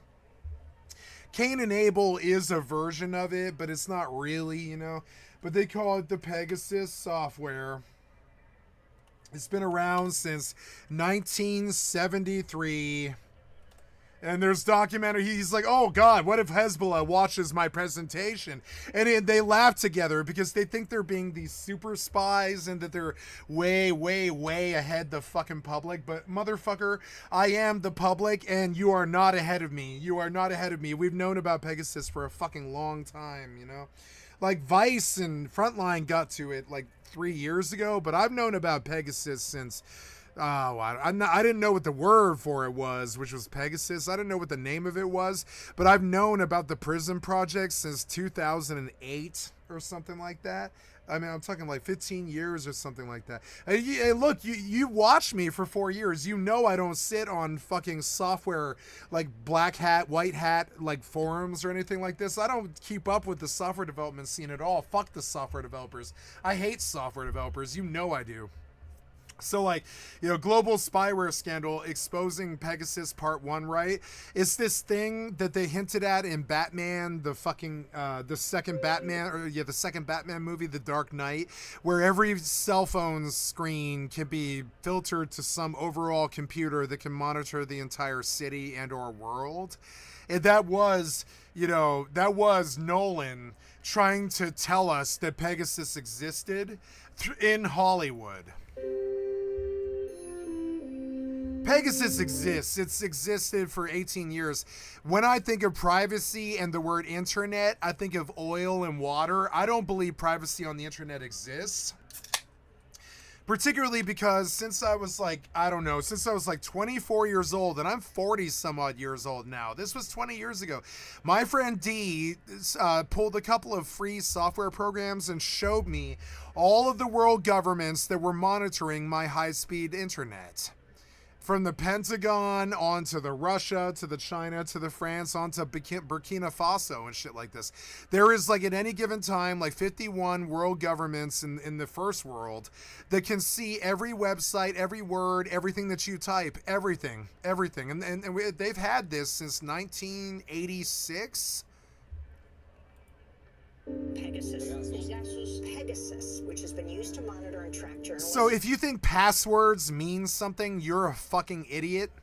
If you think that they haven't seen your naked pictures with you and your girlfriend or whatever, they've seen it.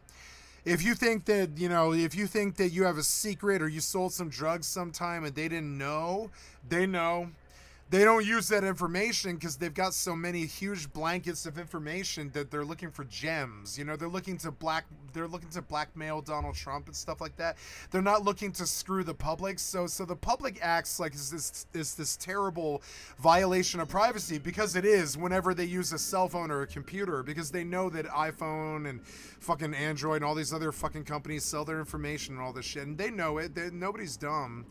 But I mean, like, since 1986 or something like that, since before that movie War Games is a good way to say it, since before that movie War Games, they've been able to crack any cell phone, any computer, anything that they wanted, for any information that they wanted. So honestly, when I think of the word privacy and the internet, I think of the word lie, because there is no privacy on the fucking internet. There is no VPN. There is no secrecy if they actually want the information. Now, they won't farm you for information if they don't need your information. And they don't farm the public most of the time. They'll farm you for cookies and stuff like this, but they won't use you for whatever you know. Because you just don't roll in, Oppenheimer circles and stuff like this, or people that sway the world stage. You don't, or Oppenheimer, circles. Like like scientist circles or politician circles, or I don't know, like Freemason circles or whatever. You don't run in the same circles, so you can't see the practical application of the data. What they want is some crazy amalgamation of all the data so they can make informed decisions about government, votes, money, space, politics, sex, all this other stuff, right? They want the inside information. But I mean, since 1986, they've been able to steal it. Now there's whole companies now, whole PNCs like Palantir, that have been using Pegasus since like 2004 to steal the IDF's information and what Bibi Netanyahu is saying to Donald Trump, right? But I mean, Palantir has been using Pegasus to steal what, and I'm sorry, but this is true. I know it might be some crazy wake up call tinfoil hat shit, but I mean, Palantir exists and so does Pegasus, and this has been exposed, and there is court documents about this. It is out in the media. Like, it's not some lie or some conspiracy theory. I'm talking about court documents here. Palantir exists, and they're a company that uses Pegasus to blackmail people like Donald Trump. That's exactly what's happening in our media right now. If you think that, that Ghislaine Maxwell is gonna have a good, it's gonna be a good outcome, you fooled yourself into thinking that there's still some kind of justice or fairness. But I mean, all it really is Operation Ivy Bells.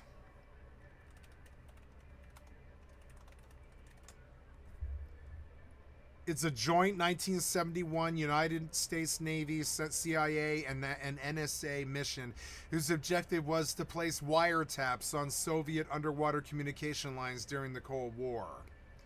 The Soviet Union found out in 1980, and they revealed it. But I mean, there's cables going under the ocean that all the world governments spy on each other with using Pegasus.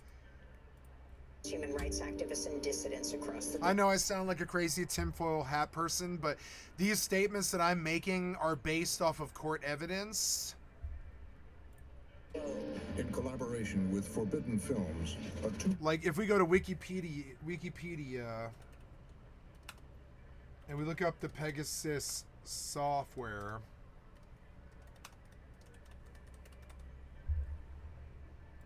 it's spyware developed by the Israeli cyber arms company NSO Group that is designed to be covertly and remotely installed on mobile phones running iOS and Android. While NSO Group markets Pegasus as a product for fighting crime and terrorism, governments around the world have routinely used the spyware to surveil journalists, lawyers, political dissidents, and human rights activists. The sale of Pegasus licenses to foreign governments must be approved by the Israeli Ministry of Defense, or the IDF, right? As of September 2023, Pegasus operators were able to remotely install the spyware on iOS versions through 16.6 using a zero-click exploit. While the capabilities of Pegasus, and what they're really saying here, they're saying as of September 2023, Pegasus operators were able to remotely install the spyware on Apple phones through 16.6 using a zero-click exploit that they're very proud of and they talk about all the time. Pegasus is generally capable of reading text messages, While the capabilities of Pegasus may vary over time due to software updates, right? It can only get better. Pegasus is generally capable of reading text messages, call snooping, collecting passwords, location tracking, accessing the target device's microphone and camera, and harvesting information from apps. The spyware is named after Pegasus, the winged horse of Greek mythology, because once you have it, you fly. You've got the information that you need to sink your enemy. Cyber Watchdog, Citizen Lab, and Lookout Security published the first public technical analyses of Pegasus in August of 2016. But I mean, I heard rumblings of this, even in the video game circles, in 2008.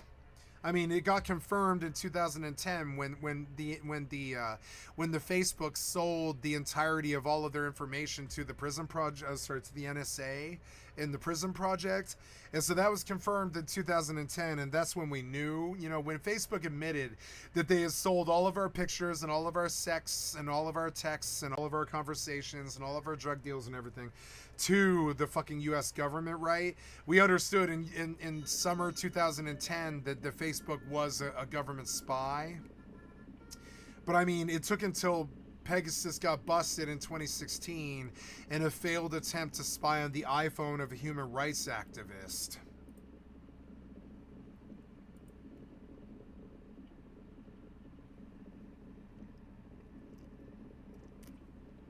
Subsequent investigations into Pegasus by Amnesty International, Citizen Lab, and others have garnered significant media attention, including July 2021 with the release of the Pegasus Project investigation, which centered on a leaked list of 50,000 phone numbers reportedly selected for targeting by Pegasus customers.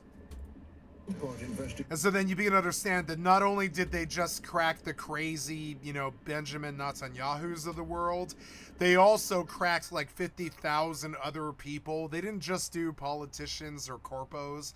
They also did like 50,000 people for everything they ever texted, everything they've ever done, all their secrets, everything, all their passwords, everything. Now, all of this is confirmed, motherfucker. It's not some tinfoil hat motherfucking conspiracy. It's really not. This stuff is confirmed by the IDF. It's been in the court cases. It's been used to suss out court cases. It's been evidence in the court cases. My stepfather, he was quite a tinfoil hat, conspiracy theorist. But, I mean, in my experience, the less CIA, JFK assassination alien stuff that you get into, the more likely you are to find really, really terrifying things. Like, the alien stuff does not scare me. Pegasus scares me. You logged me. You logged me, you son of a bitch. You son of a bitch. Fucking piece of shit developer. Suck my fucking dick. We immediately realized that this story would be huge. NSO was established with the ambition to make the world a safer How long until these piece of shit cocksucker developers figure out that they can tune down the game to a very small process? Anytime we're not using it, it's called, minimizing. Just minimize that fucking game. Don't log me out of it. Don't kick me off it. I don't care if I'm using your server bandwidth. Just minimize. Minimize me to nothing where I'm not using your server anymore. But you don't need to kick me out of the game. That's incompetence, you stupid piece of white hat shit. That's incompetence. I hate white hats more than I do dark hats. White hats do with their incompetence what dark hats do with Pegasus. Like white hats do with incompetence, literally, okay, Rockstar was hacked by Russian hackers and shit like this. That's because fucking Rockstar is goddamn incompetent. They're fucking incompetent, like really incompetent. Like white hat is incompetent. So like their incompetence causes me problems as a consumer so fucking badly. It steals so much of my fucking time that I just am not really willing to do it anymore. I'm not really willing to give any more time to, white hats like Microsoft, because they steal my time way more than black hats do, Microsoft is the worst black hat hacker that's ever existed. They sold a 1995 OS to our 2025 boys battling or 2020 boys keep battling in Afghanistan. They're the worst software, I mean, they're the worst criminals that have ever existed. They've caused the most deaths. They've caused the most problems. You know, the mafia would blush if they were to consider themselves to even white hat software developers. White hat software developers come up with stuff like Y2K. Y2K terrified the known worlds, if you forget. You know, like Y2K is something that White Hat came up with, and it's way more scary than Pegasus. You know, our software breaking down because the date's wrong is way more scary. The incompetence of White Hats is way more scary than the fucking like sheer guided meditation that is Black Hat hacking, you know, like Pegasus and shit like this. Sure, Pegasus is fucking terrifying. Y2K is way more terrifying. Like, they were mad about, you know, WikiLeaks and Julian Assange or whatever his name was, Assange or whatever his name is, and fucking and Edward Snowden, but frankly, fucking Microsoft and Billy Gates are far more terrifying than fucking Adolf Hitler. And I mean this. They've caused more deaths. They've stolen more money than, you know, the Nazis stole from the Jews. They've caused more deaths. They've caused more incompetence and plane crashes and bullshit and COVIDs and terrible problems. And I'm sorry, but Microsoft really is a very, very terrible entity that must be fought against with all of our hearts and souls. I'm sorry. I know you don't believe that, but I know that we log into Microsoft every single day. But I mean, Microsoft, I'm not talking about the operating system either. I'm talking about the corporate entity. Microsoft is far worse than the Nazis. They've caused more deaths. They helped the Nazis in World War II. IBM, International Business Machines, they sold computers to the Nazis to collate the Jews in World War II. I'm not kidding. And so now I'm way more scared of white hats like Bill Gates, fucking, you know, Bobby Cockdick, than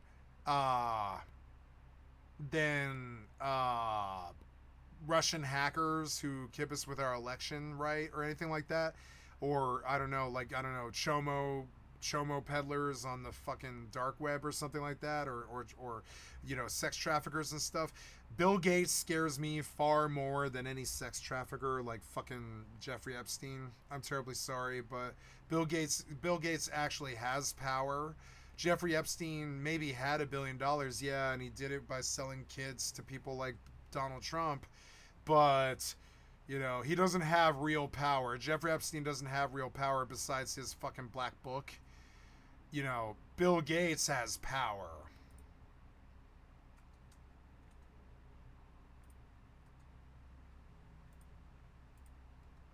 Bill Gates caused Pegasus. Bill Gates is the leak. Bill Gates will sell computers to the Russians, the Chinese, you know, the Japanese, the Nazis. Bill Gates will sell computers to our worst enemies, and they will use those computers to kill us.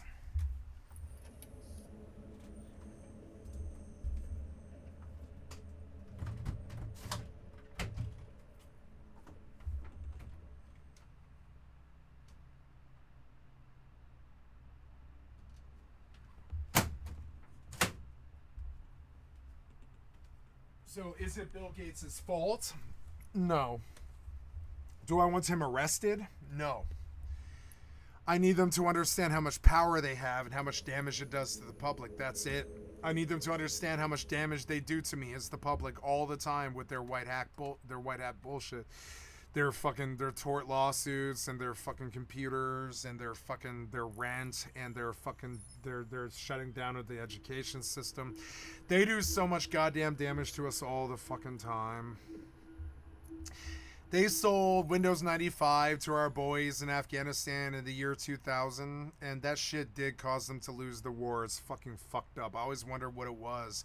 How does a 200,000 strong legion of fucking people or whatever, legion of American troops, lose 3,600 people in the fucking peninsula? How do they do that? It's insane. We came in, it's like the Horde attacking, like, imagine if the Horde attacked Gold Shear. That's what it was like when America attacked Afghanistan. And like, and it's fucking weird. It's weird that we lost that war. And it's because of people like Bill Gates. I'm terribly sorry, but it is. Because he sold Microsoft for Military, which is Windows 95, to our troops in Afghanistan in the year 2000. You know, back then it probably didn't seem that bad, but I mean, you know, by the year 2005, they were using an OS that crashed on them constantly and fucking shut down the military's computers all the fucking time. And like, you know, and within 15 years of 95, by 2010, we knew that Bill Gates had sold out our country, our military, and caused a lot of death. I mean, I'm sorry, but he did. I mean, it's just the fucking truth. I don't like it. I don't want it to be true. I hate Bill Gates. I don't want his name ever crossing my lips ever again, but yeah, you kind of sold Microsoft for Military. Would you guys like me to Google it? Microsoft for Military is Windows NT 95.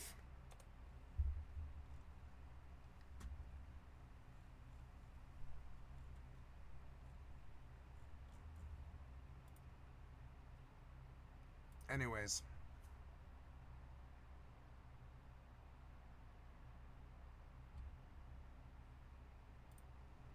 You know, I had been wanting to go for years, but 2013 was the first time.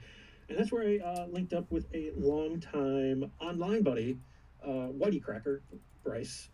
And he kind of just introduced me to more stuff and showed me around the security space. And it was very helpful for me at the time, just learning and meeting more people. And yes, so at DEF CON, I would absolutely make little devices that were just highly custom, 1-offs or 2-offs, maybe 5-offs, to people who wanted like a custom thing. You had to know me, and yeah, back alley deals at DEF CON. Oh man, the back alley deals at DEF CON are always very interesting to me. The first time I went to DEF CON, someone told me I should try to find and buy some rainbow tables. This is a list of hashes and passwords. You could download it back then, but it was a lot easier to just get it on a stack of CDs if you knew someone. And the point of it is that it makes cracking passwords a lot faster. So I went to DEF CON and I started asking vendors, hey, do you have any rainbow tables for sale? They all said, no, what, LOL?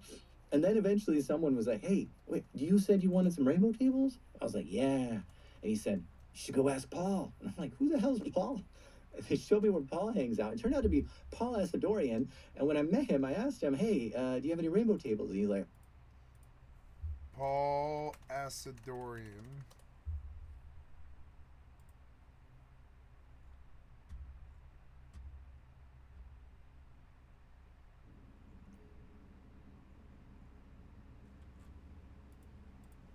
oh, I just ran out. And it's like, oh man. He's like, I brought a bunch last year for DEF CON, but there wasn't many people who really wanted them. So I only brought a few leftovers this year and just ended up giving them away. So that hunt to find secret stuff at DEF CON is real and it's exciting. And Yeah. I've been properly blown away at some of the secret things I've seen people bring to DEF CON. So MG fell in love with DEF CON. These people were just like him, building cool stuff, subverting the gates of power, and using technology to reinvent new things. And a lot of people at DEF CON are building just for the fun of it. The endless curiosity cannot be tamed in some people. And it sparked a whole lot of new energy and ideas for MG. Around that time, the whole world was shrinking at a rapid rate. Like, for the longest time, we only had USB Type A cables, the big wide ones that it takes you 3 tries to plug in, right? But then suddenly those shrank, and then we got mini USB cables, and then micro USB cables.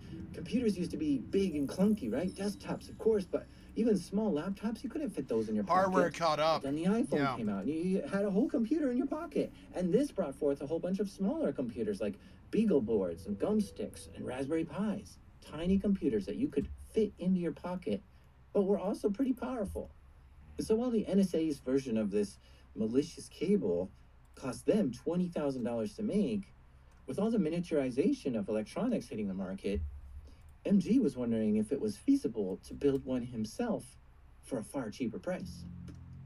Yeah, exactly, right. And the miniaturization of microcontrollers and other things like that certainly opened some doors for me in which I could experiment and play. You know, it's actually important to mention right around this time is also when I met Darren Kitchen from Hack 5. Darren Kitchen was already making malicious devices like the Rubber Ducky and Wi-Fi Pineapple. I was also making YouTube videos through a channel called Hack 5 to teach people how to hack. First of all, what a Rubber Ducky is does keystroke injection. What that means is it emulates a keyboard and will very rapidly type those keystrokes. So I think the Ducky's doing like 150, 200 keystrokes a second. So, you know, anything I could do at your keyboard, the Ducky can do for me. You know, great for IT sysadministration, IT sysadmin automation, but also, you know, maybe some nefarious stuff too. And if you don't care about speed, payload size, you don't care about all of these nice product aspects, you can totally compromise and get something barely usable in return for making it much smaller. And that's effectively what I did. I compromised on a lot of things, like even some like basic electrical safety things. I ended up compromising there because hey, I mean this thing's gonna blow up. What's it matter, right? So to make his exploding thumb drive, he basically had to make a smaller version of the Rubber Ducky, and this gave him an idea. What can you do with a super tiny keyboard connected to a computer? And so he decided to make his first malicious USB cable. It's identical to the Mr. Self-Destruct, except it didn't explode, and it was inside of a cable instead. So basically, to put a payload onto this, you had to have physical access to the cable. You program it, and you know it's gonna delay however long you tell it before running the payload after it gets plugged in. That's like the end, right? Basically, imagine what someone could do if they had access to your keyboard. That's what this cable did. It acted like a pre-programmed keyboard. If you plugged it in, whatever it was programmed to type, it would type. So you could do some basic keystroke injection attacks, which, you know, open a browser, open a reverse shell, and you can do a lot of stuff. But it wasn't this tool I knew it could be. He was posting about this online and stuff, making a handful of them and selling them in the corners of rooms in DEF CON. But the first version was lacking features and really buggy. From his visits to DEF CON, he met a guy named Fuzzy Knob, who got MG a job red teaming for a Fortune 500 company, which was MG's first cybersecurity job, specifically hacking into places to test their security. How cool is that? But while he was at work doing his red team stuff, he just kept thinking about, how can you make this little device better? So obviously the next step is, well, what could that product actually be? And the next time I had vacation, which was actually in between jobs. So I think it was 6 weeks between my first red team job and when I was leaving an IT role. So 6 weeks in between, I'm like, you know what? I have not figured out how to design PCBs yet, so I'm gonna get a mill. PCB is printed circuit board. It's typically a green board inside an electronics device that has the capacitors and resistors, and they're soldered onto it. And a mill is a way to create one of those PCBs yourself, making the traces and drilling holes for the components. So he spent 6 weeks learning how to design PCBs and created them on his mill. The cool thing about a mill is that you get rapid iteration. So with software, you can just change some code, save it, hit compile, seconds later you can test the output. When it comes to a PCB, it's usually weeks. You gotta design it, send it off to a fab, wait for it to come back, then you assemble the components on it, and then you test it and debug it, and before you can even get a change you want to make to test it over. But with a mill, you can do some primitive stuff. You can't get super advanced here, but you can test some basic things. You do it in the span of a few hours and make a revision, kick it out again, and just maybe go through 2-3 revisions in a day easily, depending on how complex it is. And that allowed me to level up really quickly. So he spent a lot of time in his home lab trying to jam more features into this cable of his. But one thing bugged him about this cable. You have to physically take control of it to program what keys it will type. It would be way better if you could plug the cable into your target and then tell it what to type remotely. So he was fiddling around trying to figure out how to give this thing an antenna or something. maybe Wi-Fi in the smallest way possible. The Wi-Fi radio allowed it to connect to networks, or you with like a phone to connect to it. And there was no need to get access to the cable to update a payload on it or to trigger a payload. So that changed the entire value of this. Being able to dynamically change what it did while it was in play. Yeah. So instead of blindly hoping your cable is typing the right keystrokes that you pre-programmed it to do, now with Wi-Fi, when this cable connects to a computer, it's almost like it turns into a wireless keyboard. Whatever you type on your phone, those keystrokes would show up on the computer it was plugged into. But it didn't look like a keyboard, of course. It looked like a regular USB cable that you typically have hanging off your computer anyway. This made it a very spooky cable. Suddenly, USB cables were no longer safe.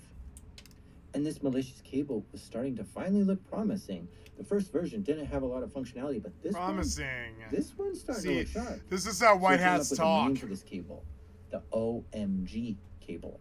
It works for so many reasons, but since his initials are MG, then OMG is a nice fit. And that took off. Then DEF CON was coming up, August 2019, and like, okay, this is getting a lot of traction. So by August, I wanted to have some of these things actually sell.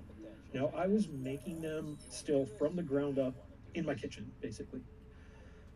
It took me 8 hours per cable on average to make these. And the components were so fiddly and tiny that 50% of them were failures. I would throw out 50%. That turned into, if you do the math on that, that is 16 hours of work per viable cable.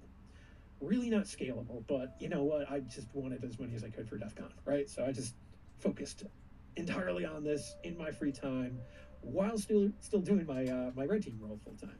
You have to think, he's trying to fit a microcontroller inside a USB cable so that nobody thinks there's a microcontroller in it. He's working with incredibly small components, soldering under I a love microscope, Dark Web sometimes Diaries. with exposed silicon. I was There's ahead almost of these no room for people. air, or it won't fit in there. I'm ahead of this guy, Jack Rysider. I'm ahead of him. I don't have as much money as him or prestige, but I'm intellectually ahead of him. and my devious criminal mind or whatever is so much better at this stuff than these white hats. It's weird. And then I see them flounder when the world understands what they have. So he makes as many as he can. And my whole thing is, you never should have given people the ability to do this in the first place. You should have just kept it to yourself. And brings them all to DEF CON to sell. He's leveled up from the back alley deals by this point, and No, they're talking about selling it like a drug in a back alleyway, because they are all kind of like that. They are sort of black hat. They're like black hat, even though they say they're white hat, but they'll be selling some fucking, thumb drive that completely destroys your computer in the back alleyway of some DEF CON conference, and they're not any better than any drug dealer. They're white hat, but they're not really. They're using cracking software, yeah. And from Hack 5 was letting him sell them out of the Hack 5 booth. They sold out. Everybody wanted them. And they sold out fast. So Darren was like, why don't you bring more? And MG was like, because they take forever to make.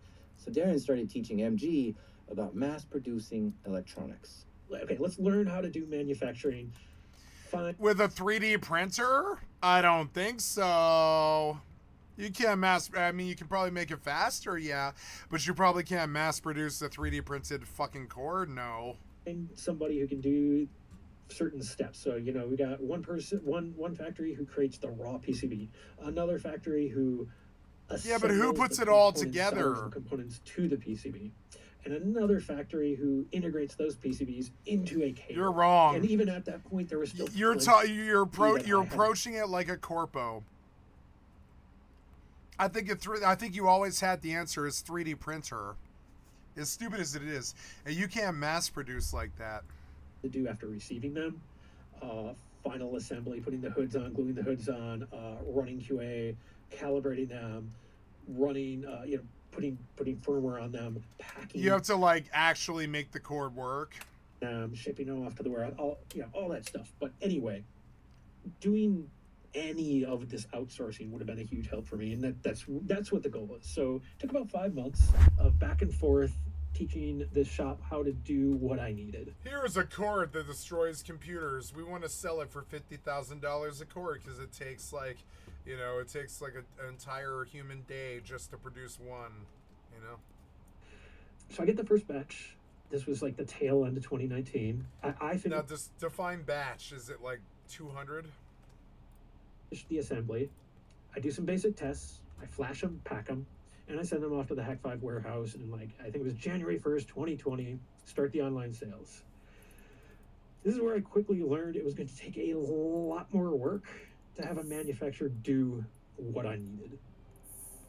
Customers started having issues. And it was all over the board. Like, there was no obvious pattern. I'm at point 2 Started to with do the a lot MAR. of investigating to discover, you know, what was really going on here. Just really weird problems. It was probably an upstream manufacturing problem, but I couldn't think about the upstream manufacturing. I had mostly finished product currently in hand. And if I couldn't sell that, that was a gigantic loss, like financial loss, like mortgage the house level loss. That was a little bit scary. There were enough issues happening with customers that I just decided to pause the sales and figure out what was going on. He analyzed the cables coming back from the factory and found that on the power supply inside the cable was a tiny microscopic crack. And to his horror, it was on over half the cables. That's what happens. That's what happens to these weird nerds. Is a minor defect. Some minor defect completely derails their torque process or whatever. It's funny. His first. This is why I don't do stuff like this. Of cables. It's weird because I see them do this and then I see how horribly they fail. Them had to be thrown out. A huge financial loss for him. He had to teach the manufacturer how to test for quality at every stage of the build process in order to find exactly where the cracks are coming from. And he discovered at some point the manufacturer would throw all the finished components into a bag to give to the next build stage. And when they were getting all jostled around in the bag is when the cracks would show up. Yep. Typically, that may not be a problem, but since he's working with such small components where silicon is exposed in some areas, then it was damaging the circuitry. So he got that fixed. All this shit from a white hat, you know, somebody who's supposedly a good software developer, to make a cord that breaks your computer.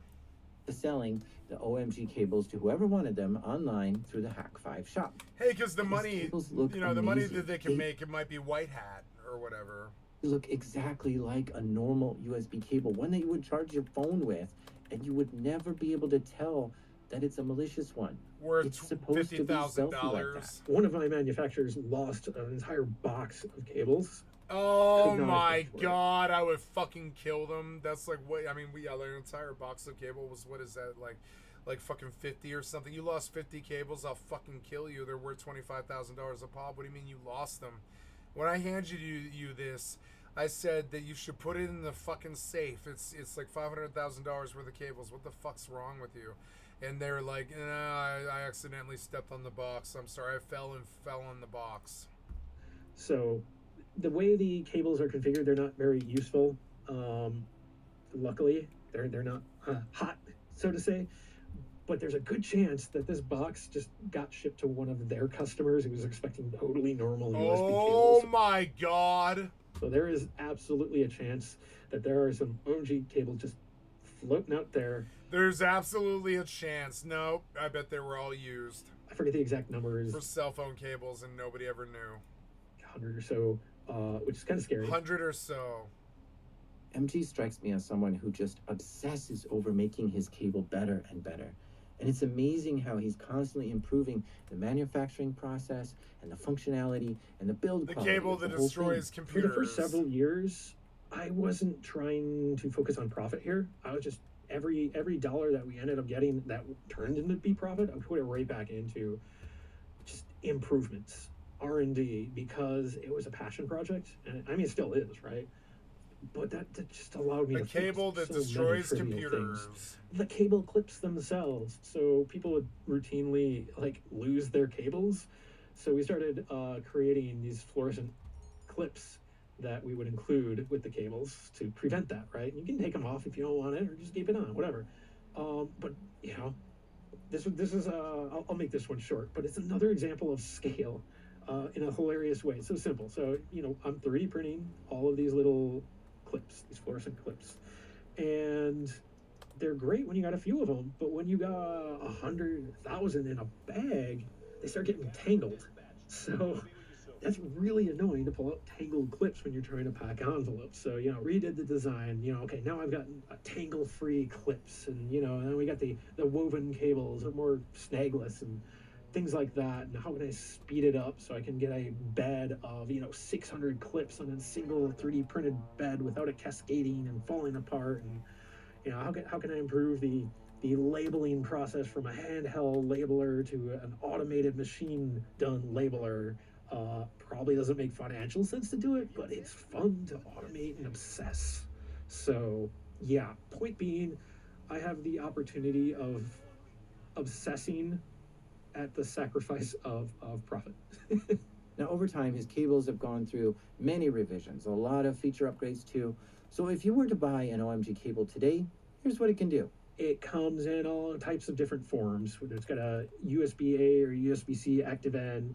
You know, on the passive end, it'll have like lightning, micro, USB-C, usually meant to emulate the aesthetics of exactly. He really wanted this cord that are out there that destroys computers to be really mass available. It acts exactly like a normal USB data cable, right? Except that it destroys your computer. But it's got an implant inside, as you could probably deduce by now. That thing stays dormant, but an attacker can remotely connect to it via Wi-Fi nearby, or they can have a cable connect out over the internet to a server you control anywhere. It can also do some autonomous things like geofencing and triggering things automatically based on wireless networks it does or doesn't see, right? Okay, cool. But you know, what does that do? So you get a whole web UI on a phone or laptop, whatever it is, that gives you full control over this cable. We already talked about keystroke injection payloads, you know, emulating a keyboard. We cranked up the speed at which these things can run to nearly 1,000 keystrokes a second. Added some mouse injection as well, so you can navigate a mouse around the screen, click on stuff. Expanded the capacity of these things to store hundreds of individual payloads if you want, or just really giant payloads. Name of the game is always just flexibility. So if you want one giant payload or, you know, 200 tiny ones, cool, you can do that for your need. We added USB keylogging a while back. So if you deploy a cable between a keyboard and a desktop or a laptop, which happens a whole lot in corporate spaces, you can log those keystrokes if it's full speed keyboard. Most recently, we added kind of a novel communication link. So we're calling it HidX Stealth Link. And what it does is, imagine a network interface that looks like a keyboard to the host. So it says, I am a keyboard, and it looks like a keyboard if you open up Device Manager, but it's got a bi-directional, like, raw data link. So if you ever use, like, Netcat or something like that to create little tunnels for data, same concept. So you can have a remote shell running on the target that's on, like, a completely air-gapped machine. It doesn't even have a network interface. So very cool. And I had also mentioned a lot of these other types of features, like the ability to run self-destruct, the ability to do geofencing, and the self-destruct specifically is to wipe the data. So if you've got some proprietary malware on there you don't want to be found, you know, if it gets lost, we can help wipe that. If you got key logs on there with sensitive data, like, I don't know, passwords or whatever it may be, cool, we can wipe that.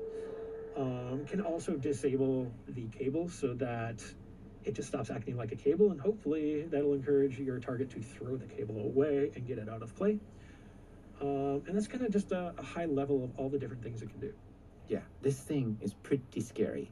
And it's one of those things that, now that you know a normal looking USB cable can be an evil thing, it makes you distrustful of all USB cables.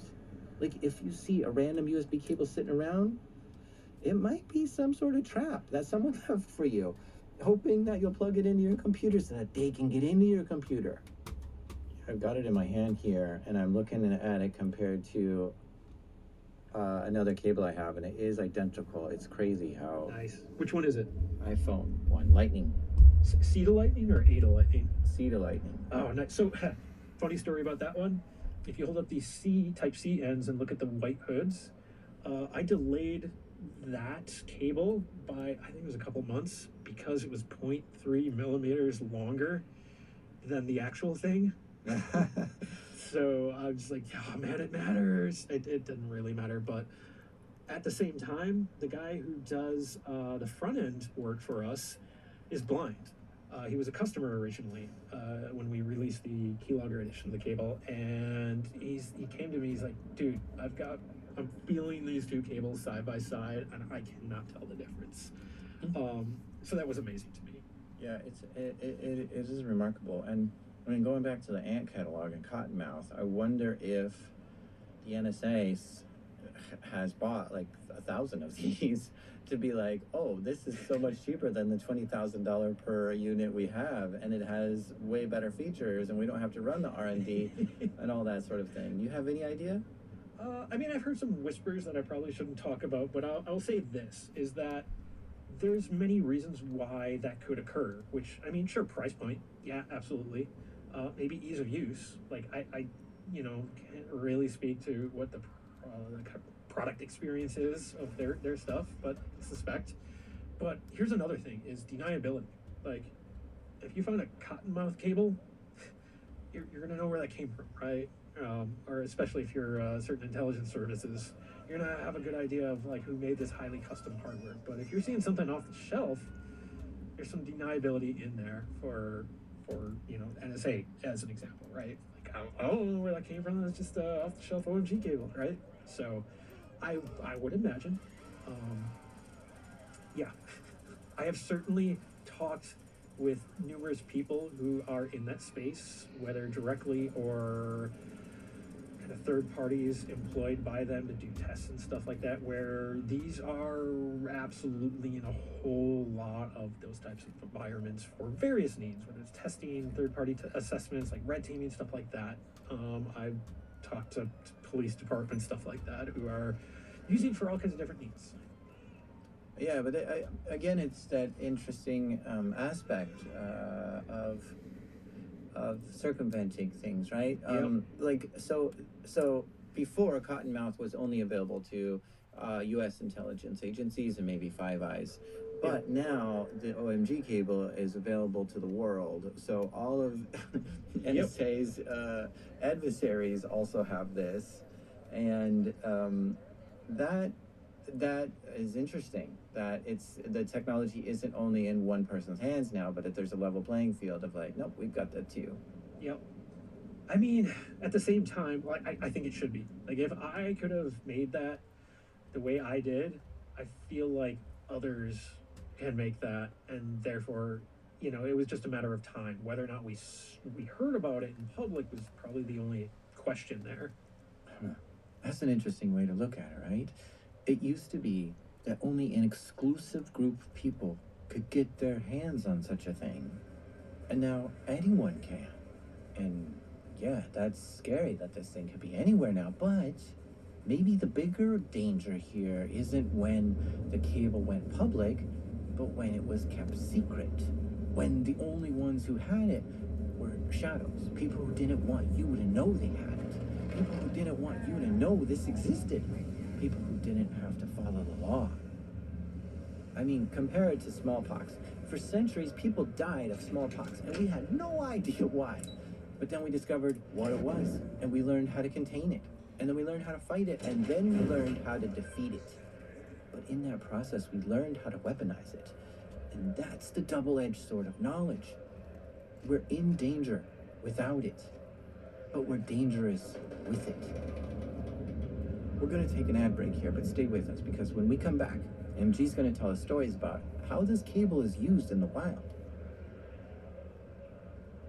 So over the years, people have shared stories with MG about how they're using his cable, and have asked for some really interesting feature requests.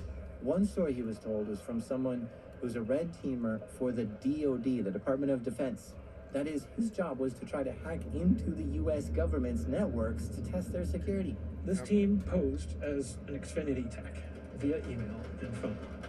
So they got a legit Comcast.net account, which literally every Comcast customer gets. But, you know, you got username at Comcast.net. And they're just like, you know what, we can pretend to be a Comcast employee with that, and I bet it'll pass. And it did. So after some back and forth with this target, they set up an appointment.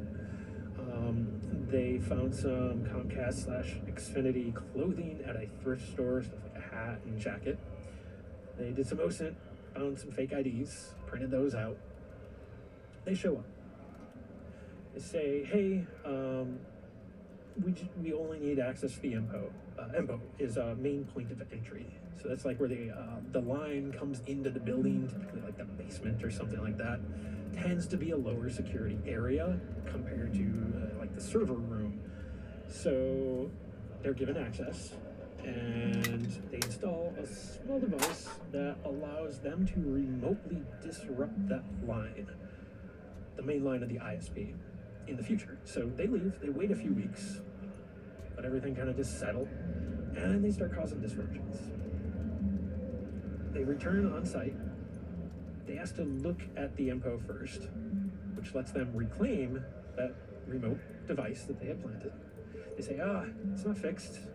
I see you're having issues, but we're going to need to find the other end of this cable. Where's this go? You know, they knew that's going to be going up to the server room typically. So they brought them up. They brought two supposed Xfinity techs up. My God, look at you. There was a You're camera an old in the man server now. room. So, you know, they had You two don't techs. actually One yourself tech would anymore, Major. strategically block the Our camera friend here with their showed me back yourself. each Surprising time to the see. other needed to deploy a piece of hardware. Let's talk somewhere more private. So at first they You said we deployed could two use the different malicious network devices, two different types of things.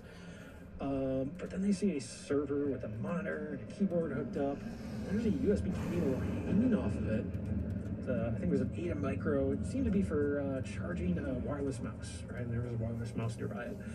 I was just like, dude, that is the perfect spot Who gave you the for an original? Makes I think two. we got a I perfect hope match it in the kit. So they pull it That's- out. They noticed, this So- cable even has Got a it right very here. distinct That scratch on sample. it. You know, Undini. scratch this cable, Not make it look thrilled with perfect, right? Well, They were right now, obsessed with the Good place to start. It's in the The cable is archive. already Or Mr. configured Stark. to connect Just to the let me guest Wi-Fi and the free and stuff. then Guess call we can back get to a it. CT I didn't think the server. cabinet. They One, wait for an off-site and two, teammate to confirm both that of the them. cable's now connected, That's not only about to the best. that, but back to their Percival CT and I, server. we were That military. means you know, Place they I got was hiding. full remote After some connection from anywhere. practice, They were left unattended Oh. in this room for a little but bit. it was So the they project call the under the target watch. back. But if we can, They're like, hey, I and think the hopefully, internet's fixed. Can you check it out? And All they right. use that same I'm gonna server go get this.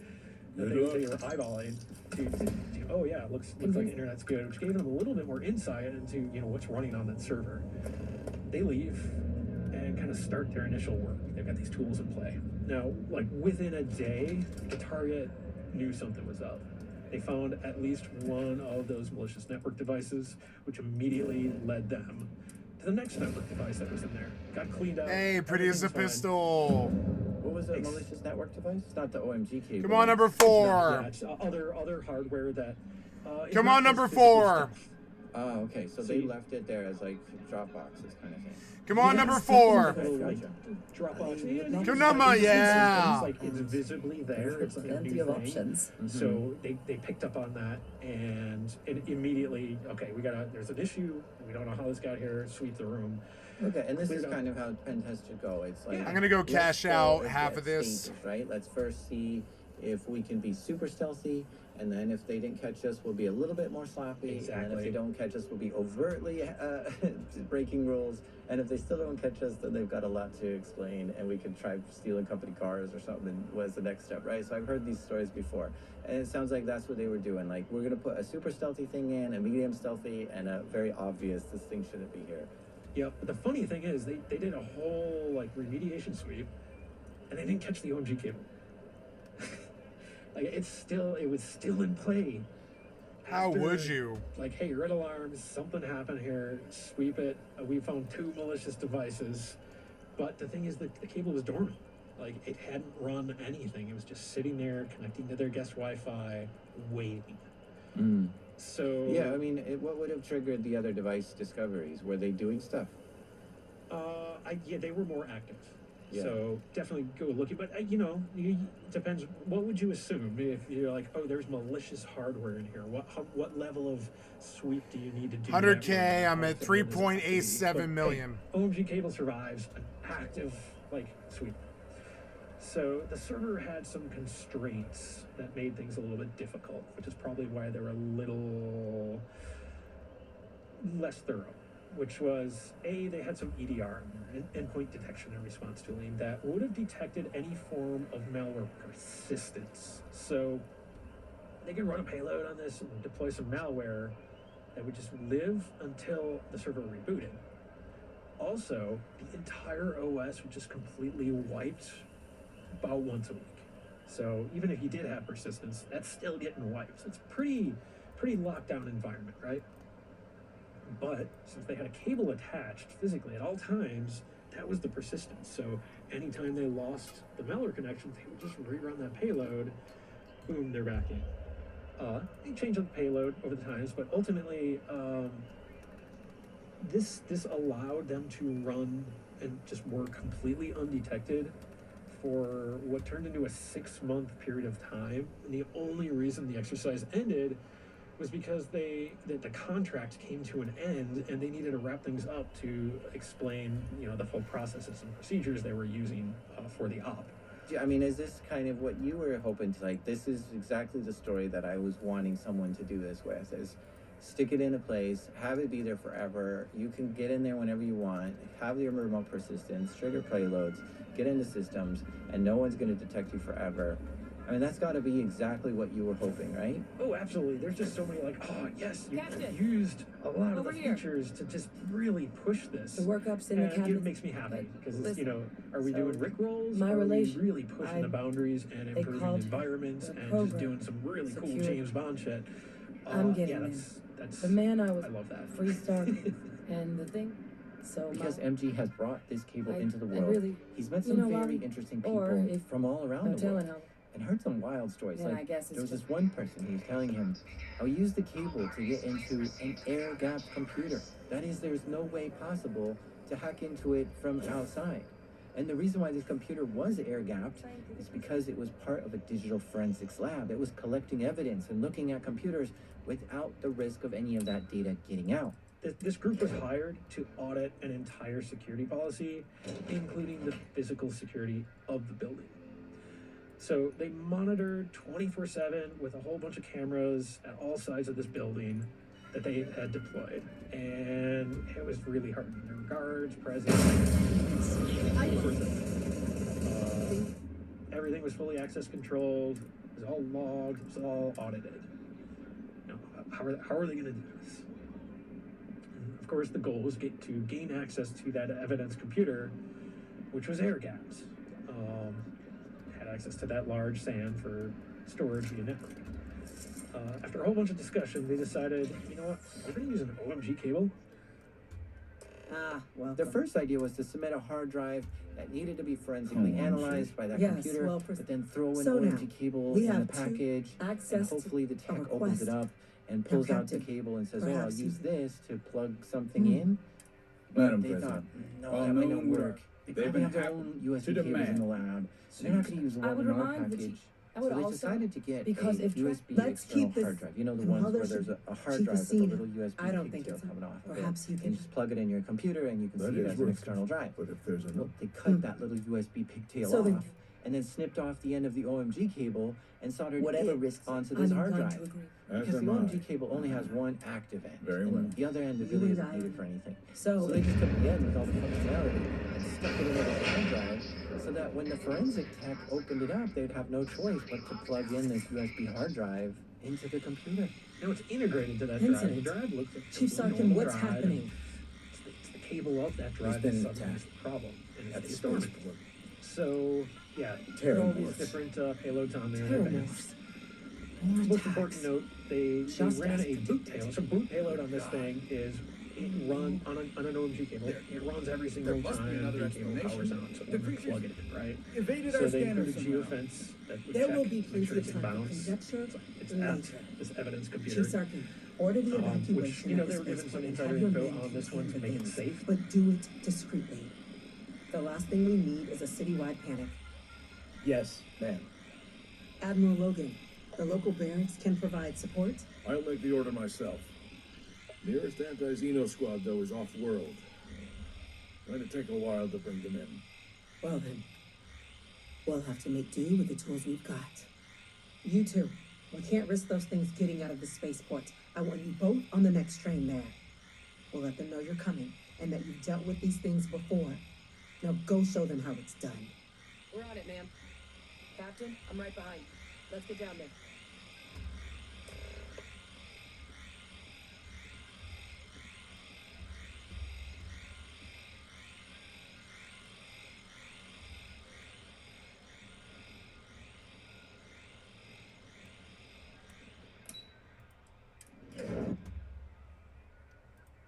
They're like, okay, here's the network that you should use to keep this in play. Basic checks to ensure it only ran on that evidence system. Something, you know, an actual adversary wouldn't do, but when you're a third party trying to keep everything safe, you do a little extra.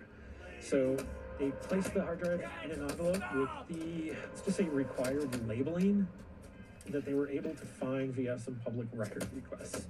Say, hey, this is probably what this envelope should look like to make it believable. So they turned it in at the front desk via a courier. They advised, hey, this is for an active thing. It's needed for legal discovery. Probably needed soon. Done, right? Now, the drive sat for 2 weeks, unplugged, just waiting, right? But then it got plugged in. Once it was, but some of the other they got a notification that kind of detected when it would come up. And they left it plugged in for 6 days to do a full image of this drive. So they had intentionally kind of downgraded the speed to USB 2 to get like a USB 2 connection on a 4 terabyte drive. So they were imaging this thing for like 6 days, which means 6 days they had an OMG cable plugged into the evidence computer. Now, they could have set up a bunch of automated payloads and stuff like this, but for damage control, they decided to keep an active human in the loop for this whole thing. So when it got plugged in, they got the alert, they returned and accessed the cable from basically the lobby or the parking lot, right? One payload allowed them to create and modify files on both the local system and, more importantly, the SAM. That's where all the evidence is, right? Like, you can manipulate the evidence. They've just proven that. Evidence is supposed to be just like pure and untouched. Then they noticed that, okay, yeah, obviously this SAN, you need a network to connect to it, so it was connected via Ethernet from this machine. They learned that while the evidence machine was supposed to be air-gapped, it was only by DNS. So, like, instead of doing a domain name connection out, you just connect out via IP address, and suddenly, hey, it's working. You can connect out to the internet by just going direct via IP. Boom. Now they got the ability to exfil evidence from the storage device out over the internet. Like, I think you could immediately assume some terrible scenarios where that's a big problem. How prolific is this cable? Like, how many companies out there are using it? One day I'll probably find a way to disclose that, but basically I don't know many places that don't have one.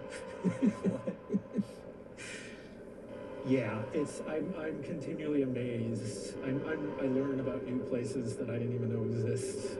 Wait, you exist? That's crazy. B, you got my stuff? What? Okay, cool.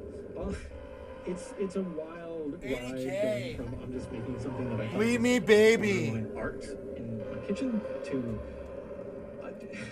all of these types of stories I am telling you. It's a little hard to digest sometimes, but at the same time I'm trying to take it very seriously. Yeah, but I mean, hack by or even your wrong website could be like used by these companies. If you do know which ones. Oh yeah, I think it would be bad form. There's a lot of companies that are not sponsoring out there. I think that guys will list the media that is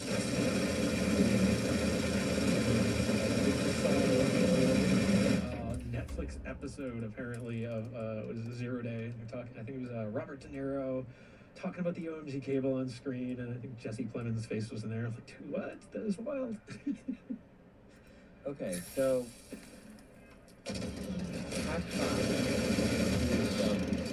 is there anyone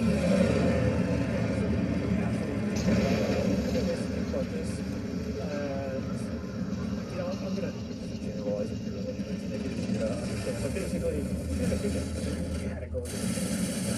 First, and I think of those as like friendly.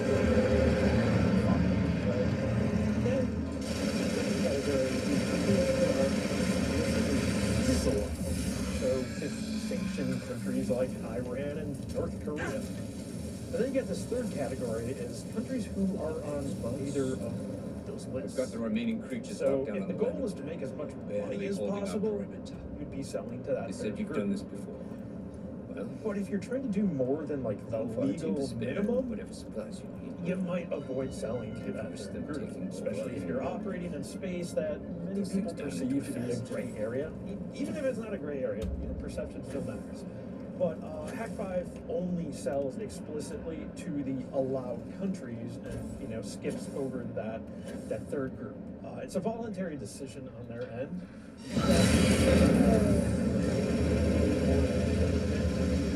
That are more toys, rules, steps up the level of attention to following the rules and kind of going a little bit over the minimums, right? Yeah, those rules fascinate me. It's really export controls that the U.S. government has set up, where certain electronics can't be sent to certain countries.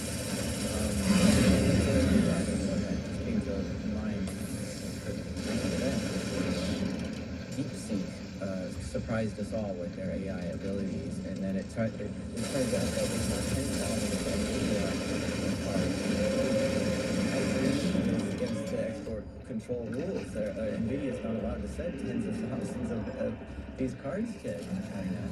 And so it's just like, well, how come NVIDIA didn't get shut down or fined or slapped on the wrist by the U.S. government for selling so many of these? Like, at some point, there's got to be like, okay, we need more. Okay, who are you distributing this to? Oh, don't ask. Okay.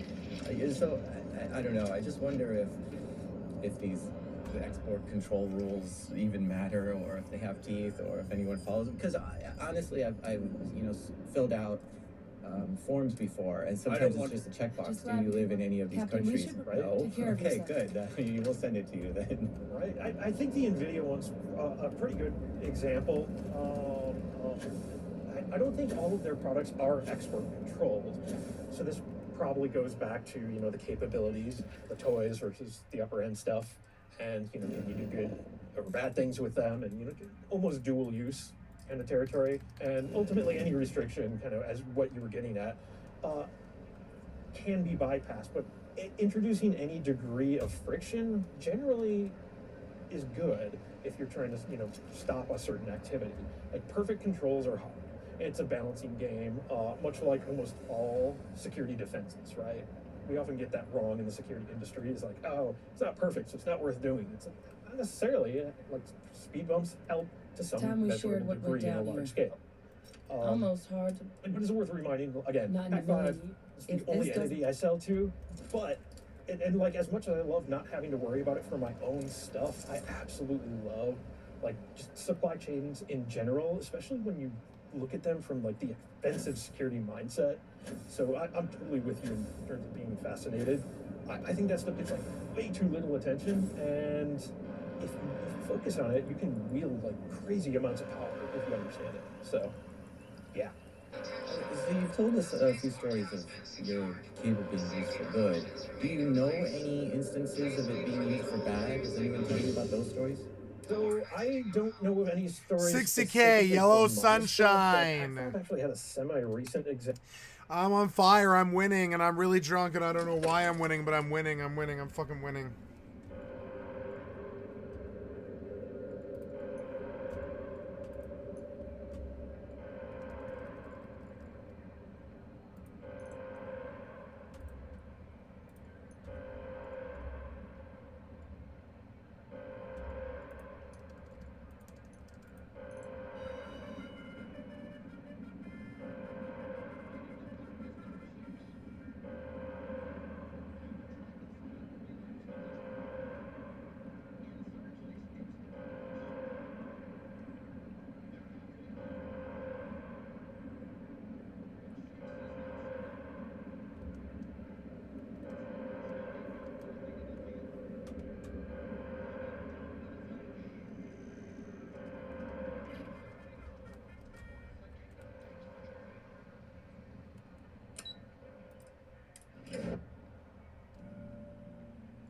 Worth the Kingdom.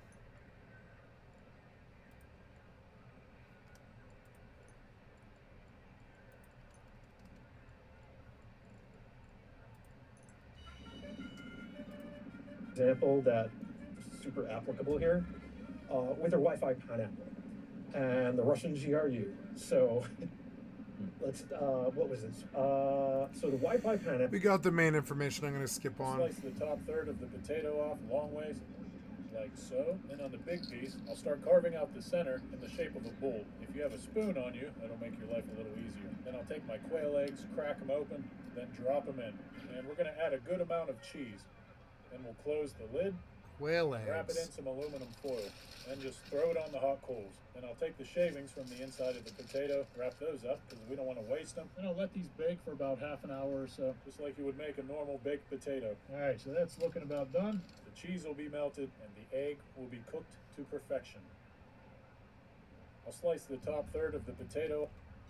I'm a professionally trained savory chef, but I do love making a good creme brulee. I'm professionally trained in burning stuff, and I do too love a creme brulee. You take 2 cups of cream. I take 2 cups of cream. Pinch of salt, vanilla. Pinch of salt, vanilla. Bring that up to a simmer and let that steep in there. Bring that up to a simmer and whisk around with a liquid spoon. 5 egg yolks, a half cup of sugar. 5 egg yolks, half a cup of sugar. Hot cream a little bit at a time. If you add it too much at once, it will scramble. Very slowly, we'll pour the hot cream into the eggs, a little bit at a time. The ramekins and put that in a dish with boiling water halfway up. The mixture into ramekins and boiling water halfway up. Bake at 325 for 40 minutes until it wiggles like this. Bake at 325 for 40 minutes.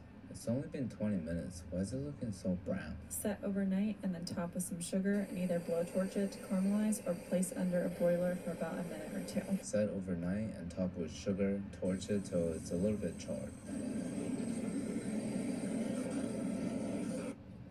It's called brulee, alright guys? Give me a break as I will give to this.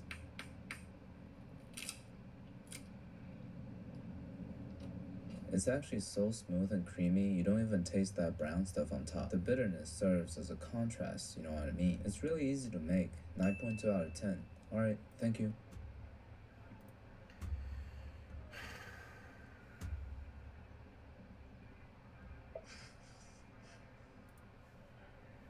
No one has ever said a wall keeps 50K, out 100% downtown renown. Keeps out 98%, I'd say we're doing pretty good.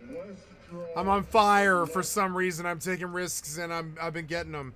207K. I'm gonna go split it up. I'm gonna go put 100K into the fucking kitty, because it's like I've made so much more off this than any mission. Well, I could have done missions and freaked out and not have fun, but I have fun and made money, and that's the main thing. I'm gonna go split this into 100K, and I'm just gonna go back down to 100K again. I'm just gonna keep banking the winnings. The more I learn the horses, the more I win. And this is a lesson not lost on me, you know? The more I learn the horses, the more I win.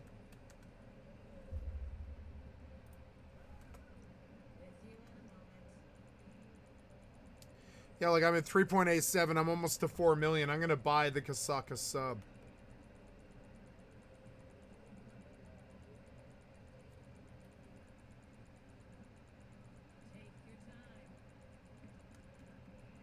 Yep. There it is, 104K. I'm up at 3.98. I'm almost to 4 million. When I reach 10, I'll buy the Kasaka sub and all the add-ons. And then I'll buy all the other stuff, like a fucking, you know, the best yacht, the best helicopter, the best motorbike and stuff. But the Kasaka sub comes first.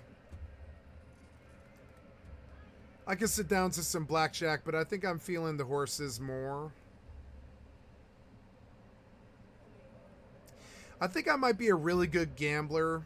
You know, when I played Final Fantasy VI when I was like 10 years old or something, or 12, I think it was like 12 something. You know, I identified with Cesar the most. Cesar was the character that I identified with the most, and but I always thought gambling as this evil thing in the current American climate, because it's like if you waste money in the current climate, you're a fucking asshole. You know, you're fucking sinful. You're like a sinful asshole. But I mean, I identify with Setzer. You know, he was the gambler with the airship, and he had no financial limits, and he could bankroll entire projects, and you know, he backed the Final Fantasy VI crew there for a bit, and he definitely was a member of the party, but he was totally his own person, totally, you know, his own country, totally his own ship, totally his own money, and he didn't need them. He was only there to help them, you know, and he was like this Joker gambler type who liked the women. And I would say if there's a character in all of video game hood that I identify with, it's Setzer from Final Fantasy VI. Setzer was an interesting character.